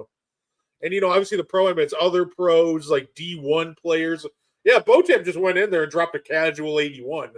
And it was out of the league a year later. Like, I don't know about the Rucker now, but the Rucker in the late 90s and early 2000s, Steve Kerr would not have walked in there and done anything. That was back when guys like Stephon Marbury and Ron Artest, like they got big names. And I'm not knocking Steve Kerr, but when the guys that competed showed up, he didn't show up to the Rucker for a reason. Steve Kerr was a smart man. That wasn't a good spot for him. Yeah, my bad. I lost track of refreshing the scoreboard. There you go. Yeah, this is brutal. There we go. And yeah. And everybody's like, yo, the Knicks need to win tonight to show that they can beat the Pistons, even though it'll be without Beef Stew and Jalen Duren. I felt like whether they won or not, I don't think it would change how Detroit approaches them. Because I feel like all the pressure now is on New York. It's not on Detroit. It's all on New York. And Detroit has nothing but absolute confidence versus the Knicks. Any lineup they put out there, they're good with. If you want to put Mitchell Robinson out there when he's healthy, yes, he's a great rebounder, good rim protector, but he's not an offensive threat at all. He's a zero range player, no offensive game at all. So versus a team like Detroit, I think he would hurt you more than help you. I think he can be effective in spot duty. But to me, just watching this game, Brett, honestly, like I said, this has played out just like the other games. And it's not, nobody can say it's luck or it's an accident. If a team blows you out 3 times in a row, that's your relationship with them. They don't respect you. And I know the Knicks will say all the right things, like we don't care who we play in the playoffs, we're just trying to win a title and all that. They don't want to play the Pistons in the playoffs. They don't want that. If both teams are fully healthy, I think the Knicks are going home. I completely forgot that he was on that AAU team with Banchero, Pritchard, and Flynn. Say Pistons were better in that playoff series, a lot inexperienced. The Knicks right now remind me of the depth that the Lob City Clippers had. So much talent and depth, but didn't accomplish much. Yes, yo, that is a great comment. That is the comment of the night so far. That's dead on. That is 100% exactly what they are. You look at the Knicks top to bottom, they can go like 9 or 10 deep, and you recognize most of the names, and yet look at Detroit. You couldn't name most of the Pistons roster top to bottom, and the Knicks can't handle them at all. I think Detroit has more athleticism. They have more youth, energy, physicality, and even though I'm a huge Brunson fan, Cade will be the best player in that series. No, that's fair enough. Lob City Clippers. I think the problem with the Lob City Clippers depth half the time was they were just old.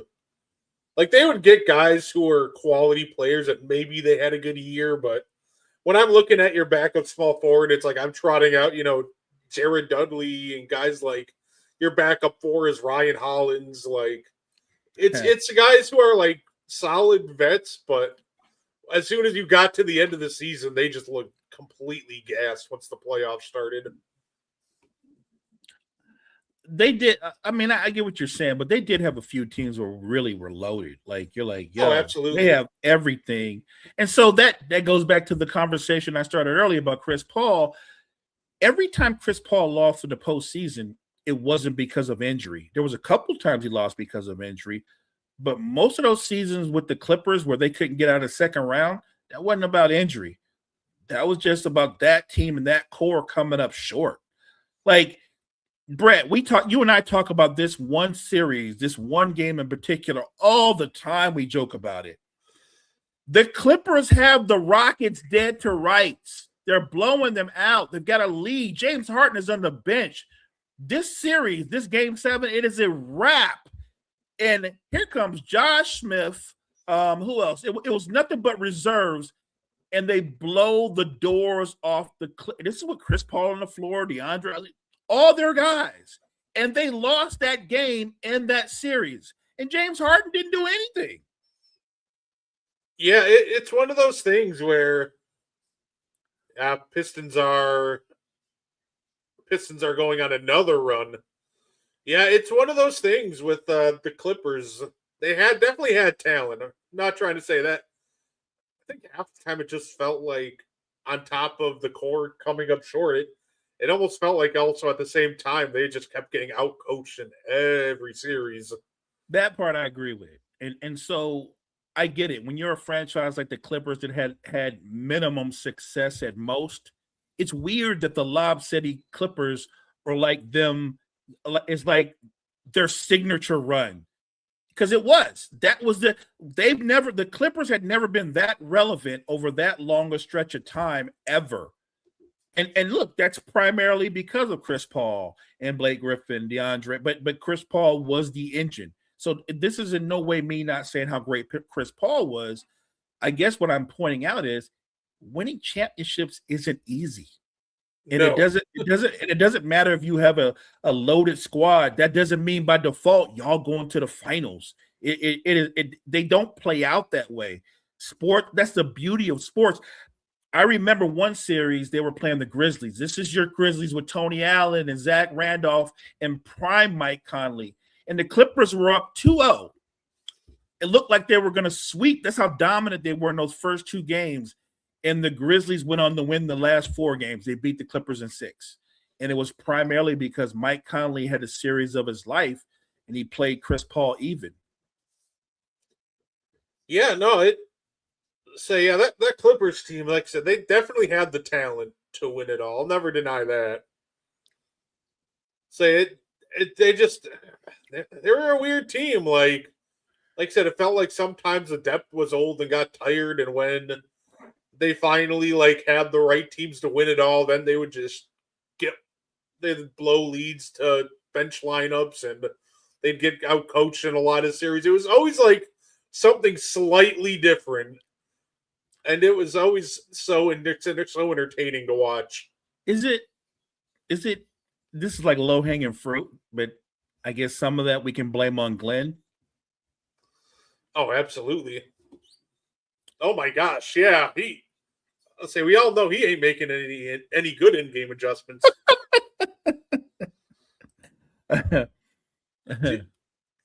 Said Knicks fans, I will sleep great tonight. Y'all, fair enough. That's funny.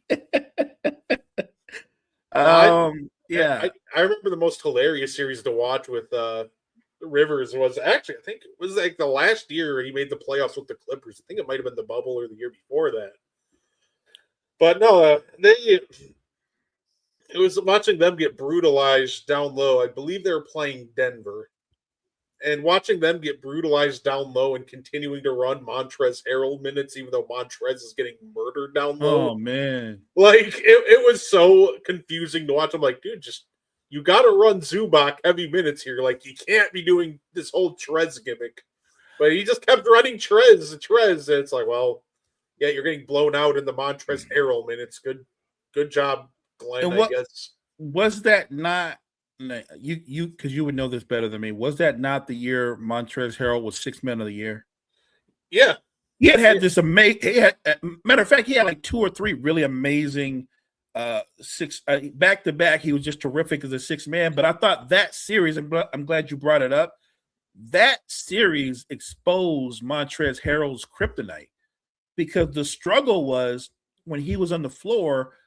Most teams struggled to match up with him because most bigs couldn't keep up with him because he was very quick and athletic for a big. But what Denver exposed real quick was he was a horrible defender.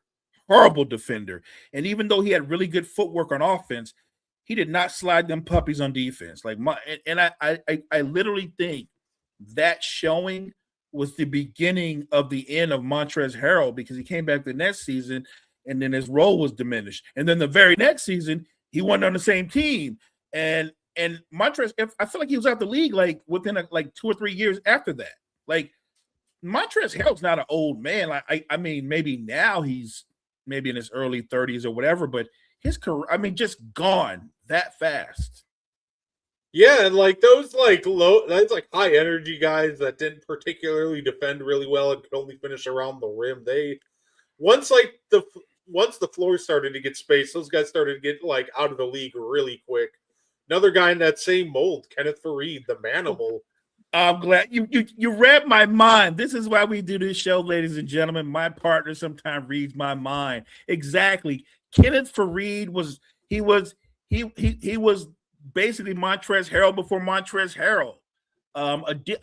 A good defender, but not but basically he was a power forward, but he was an undersized power forward. And he did not have small forward skills. Hardworking guy, but didn't have any range, could only really score in the restricted area. And the league shifted, Brett, and they ran him out the league. He didn't get old. They ran him out of the league before he was 30. Oh, yeah. Isaiah Stewart I never heard that name in a poor while. man's version of both.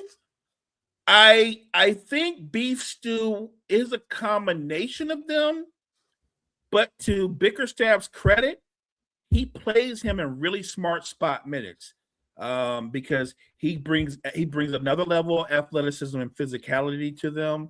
Look, I like that comparison. I do think if I took Isaiah Stewart, he's a mix of Montrezl Harrell and Kenneth Faried. I like that. That's a good call. I would just say that he's clearly, and I don't know him personally, he's clearly meaner than either of them. Like Montrezl, like Beef Stew walks around with a chip on his shoulders. Beef Stew in that fight was against the Hornets was maybe the greatest thing I've ever seen in a fight. I have never seen somebody run off the bench like he did. The fact he didn't ice pack still on his knees. He didn't take his warm up off or anything. He just sprinted to Miles Bridges and started throwing haymakers. Now, though, I honestly, Montrezl Harrell's one guy I personally didn't enjoy watching because of all the limitations. I'm I get it. He plays hard, but I don't know. I just don't like watching him. Anytime he'd frustrate me, I'd call him the Energizer dummy.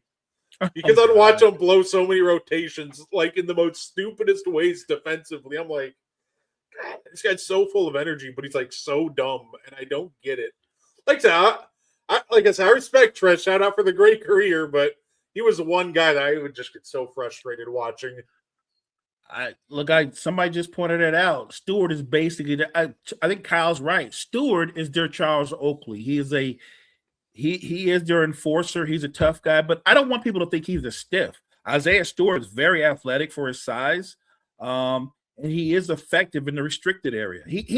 What I like about Isaiah Stewart is nobody has to tell Beef Stew his role. He knows his role in the Pistons. Yeah. He say Nurkic did punk him last year. Nah, say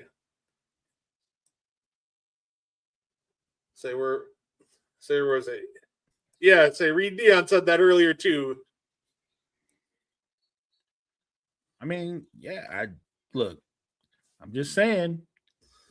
Now, you know what's funny though? My first thought when I saw that fight and what Stewart did, my first thought too was, man, we are lucky that Ron Holland is not playing in this game because Ron would have been in there too. The Pistons draft a lot of guys that are really good and fun, really tough players that they're just ready to scrap. They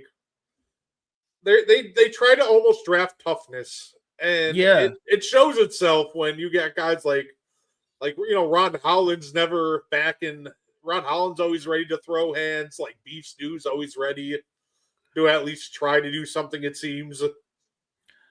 I look. They draft a lot of tough-minded, hard-nosed guys that maybe weren't as highly sought coming out of college, and maybe that's why they love those types of guys because they play with chips on their shoulder. You're right. I would argue that if Holland was playing, he would have beat Beef Stew off the bench. Because Holland runs hot too. He runs hot too. Like you can tell. I said this one time watching him. Like if he could ever just control himself a little bit more, Ron Holland is going to make a couple of all defensive teams.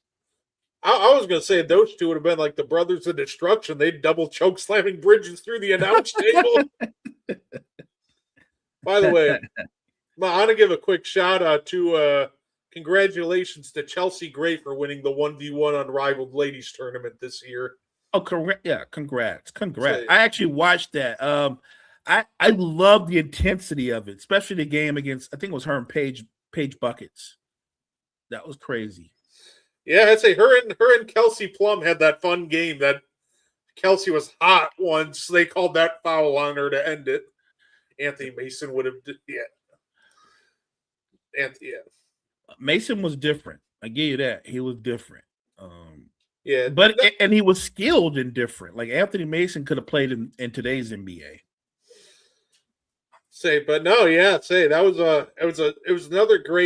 It was a great weekend for women's basketball. I love Unrivaled. The 1v1 tournament's always a blast.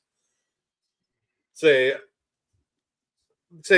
woke up, by the way. You mentioned Anthony Mason, and that reminds me, I woke up and immediately had my day ruined.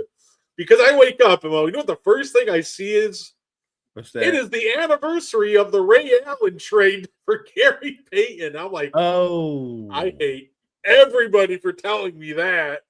I tried so hard to forget that trade ever happened. And then, I wake up on Twitter, and the first thing I see, it's the anniversary. I'm like, I'm going to punch whoever posted this in the throat. Please delete this. I don't need it. I had somebody on the comment section, and somebody in the comment section was like, well, maybe in a couple of years, the Drew for Dame trade might be worse than this. I'm like, I promise you, it's not. Nothing that is the worst trade in Bucks history. It's going to be challenging to top that one. I think it is the worst trade. I know a lot of people would bring up obviously Dirk for Tractor Trailer, but I'm not going to call that the worst trade because they both came into the league as rookies, and even though people were aware of what Dirk's potential was, nobody knew what he was going to be. Nobody knew. Even at the time when you guys traded for Tractor Trailer, I was familiar with Tractor Trailer's name and his game. I didn't know as much about Dirk. So I think a lot of people were the same way. It ended up being a horrible trade, but I don't think any trade, when you actually know what you're dealing with, here's Ray Allen. He's just getting ready to go into his prime. Here is Gary Payton. He's actually just getting ready to come out of his prime, and you make that trade. Yeah, you didn't know what Dirk could. You knew what he possibly could be, but he wasn't that when you traded him. So, and the Dame and Drew trade, at the time it made sense. And a lot of people picked the Bucks to be the favorite to come out of the East after it was made. The Bucks needed to fix their half-court offense. Go get Dame. It made sense. Ray Allen for Gary Payton just didn't make sense from the jump. Ray Allen was a guy who, by all measures, would have stayed in Milwaukee. He liked Milwaukee. but instead we got into a power struggle between him and George Karl. And Karl said, it's either me or him. And they picked George Karl. So if you're going to trade Ray Allen, you go, well, hey, let's get a good package for Ray Allen. No, we got past his prime Gary Payton, who was a free agent at the end of the year, played 18 games for us, and then just left. So we got 18 games of Gary Payton, and then George Karl leaves anyway. Sure. George Karl's such a jerk. I can't stand him for that. I can't stand him for that. Like, I will always be, I think I'll always be a George Karl hater just for that trade. I don't remember who did the Bucks get when they traded Glenn Robinson, Big Dog. Oh, the Kukoc and Leon Smith. I think I would have kept Big Dog. Yeah, because that was Kukoc going into his journeyman role. The two of them combined isn't what Big Dog was. So I have to think that was more than about basketball. Maybe, I don't know. Maybe Glenn Robinson was kind of a knucklehead. I don't know. But you can't tell me getting Kukoc and Leon Wood for Big Dog is an equal trade. Yeah, it wasn't a good. Well, we got a first round pick out of it too. I think that was the real, like, Kukoc in the first, and then, like I said, Leon Smith was just kind of there to make salaries work. Okay, but gotcha. It wasn't. There's a good video on, I think it was by Secret Base, about like the dismantling of like the early 2000s Bucks team after they pushed the Sixers into 7 games. Yes, which they should have won that series. Yeah, and it was just a lot of like just petty stuff. Like Anthony Mason comes in and he wants to change, like he doesn't like, us, a lot of our guys being jump shooters. Like there's just a lot of unnecessary like high school drama and backstage politics that kind of broke up that early iteration of the Bucks. But yeah, I absolutely recommend, if you're interested in that, Secret Base, I think it's Secret Base. They did a whole like thing on the early 2000s Bucks, and it goes into great detail. It's terrific. I'm with you, Kyle. I was a big Glenn Robinson fan. Like, people forget, Big Dog was nice. I'm not saying he was a great defender, but he was a bucket getter. He could shoot with range, had a post-up game, underrated athlete.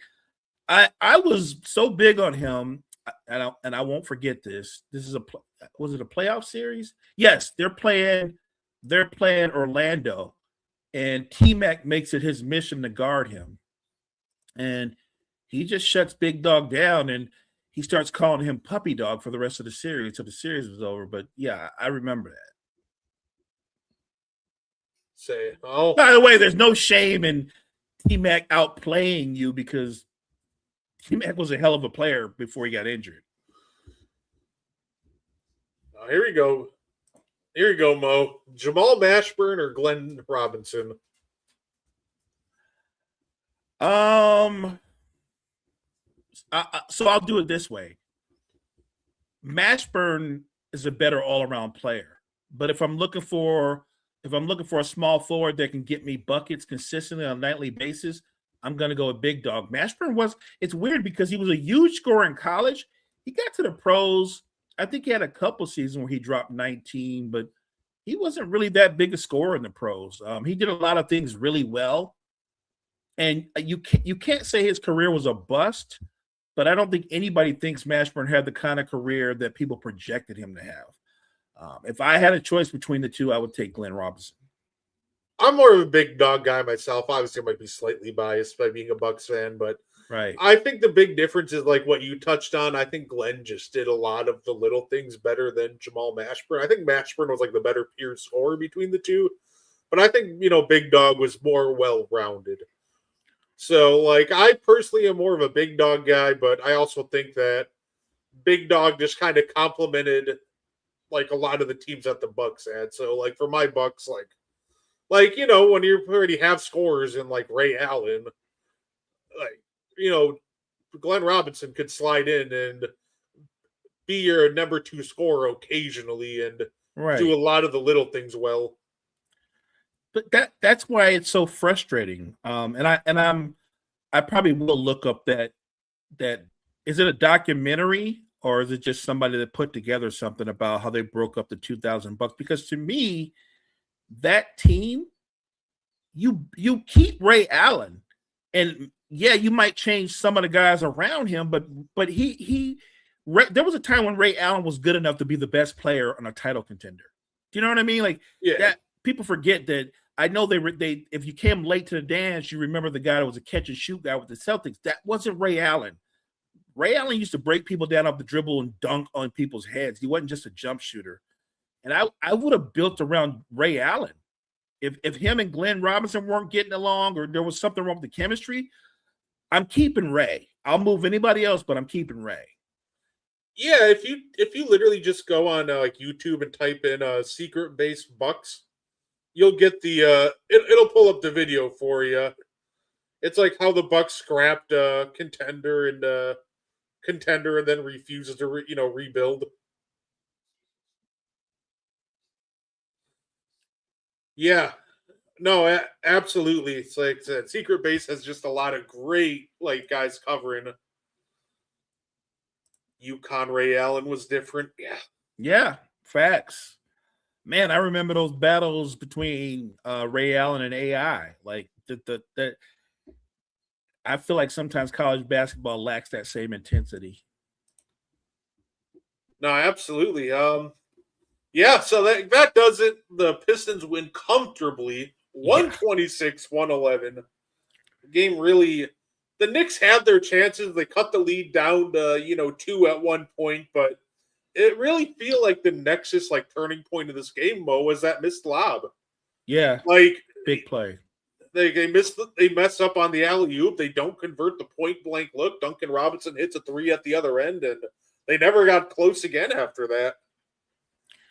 And again, and I know I sound like I'm on repeat, they just wear the Knicks down. They just ground them out. And I think Kyle mentioned it in the chat, and Kyle's right.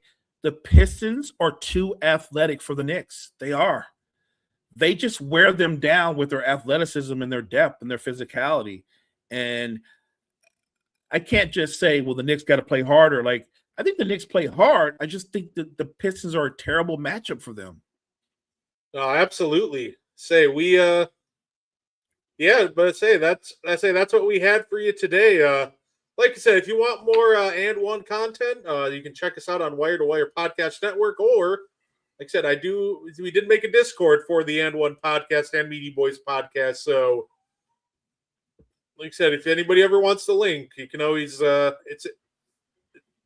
can always post that. So, let's say we definitely appreciate all you guys. Anything you want to add before we get on out of here, Mo? No, I love the chat, love the energy that we got tonight from you guys. You guys brought up a lot of old school names, great questions. The back and forth is always top level. So thank you guys so much for joining us. Absolutely. Like I said, thank you for tuning in, and we hope you enjoy the rest of your night.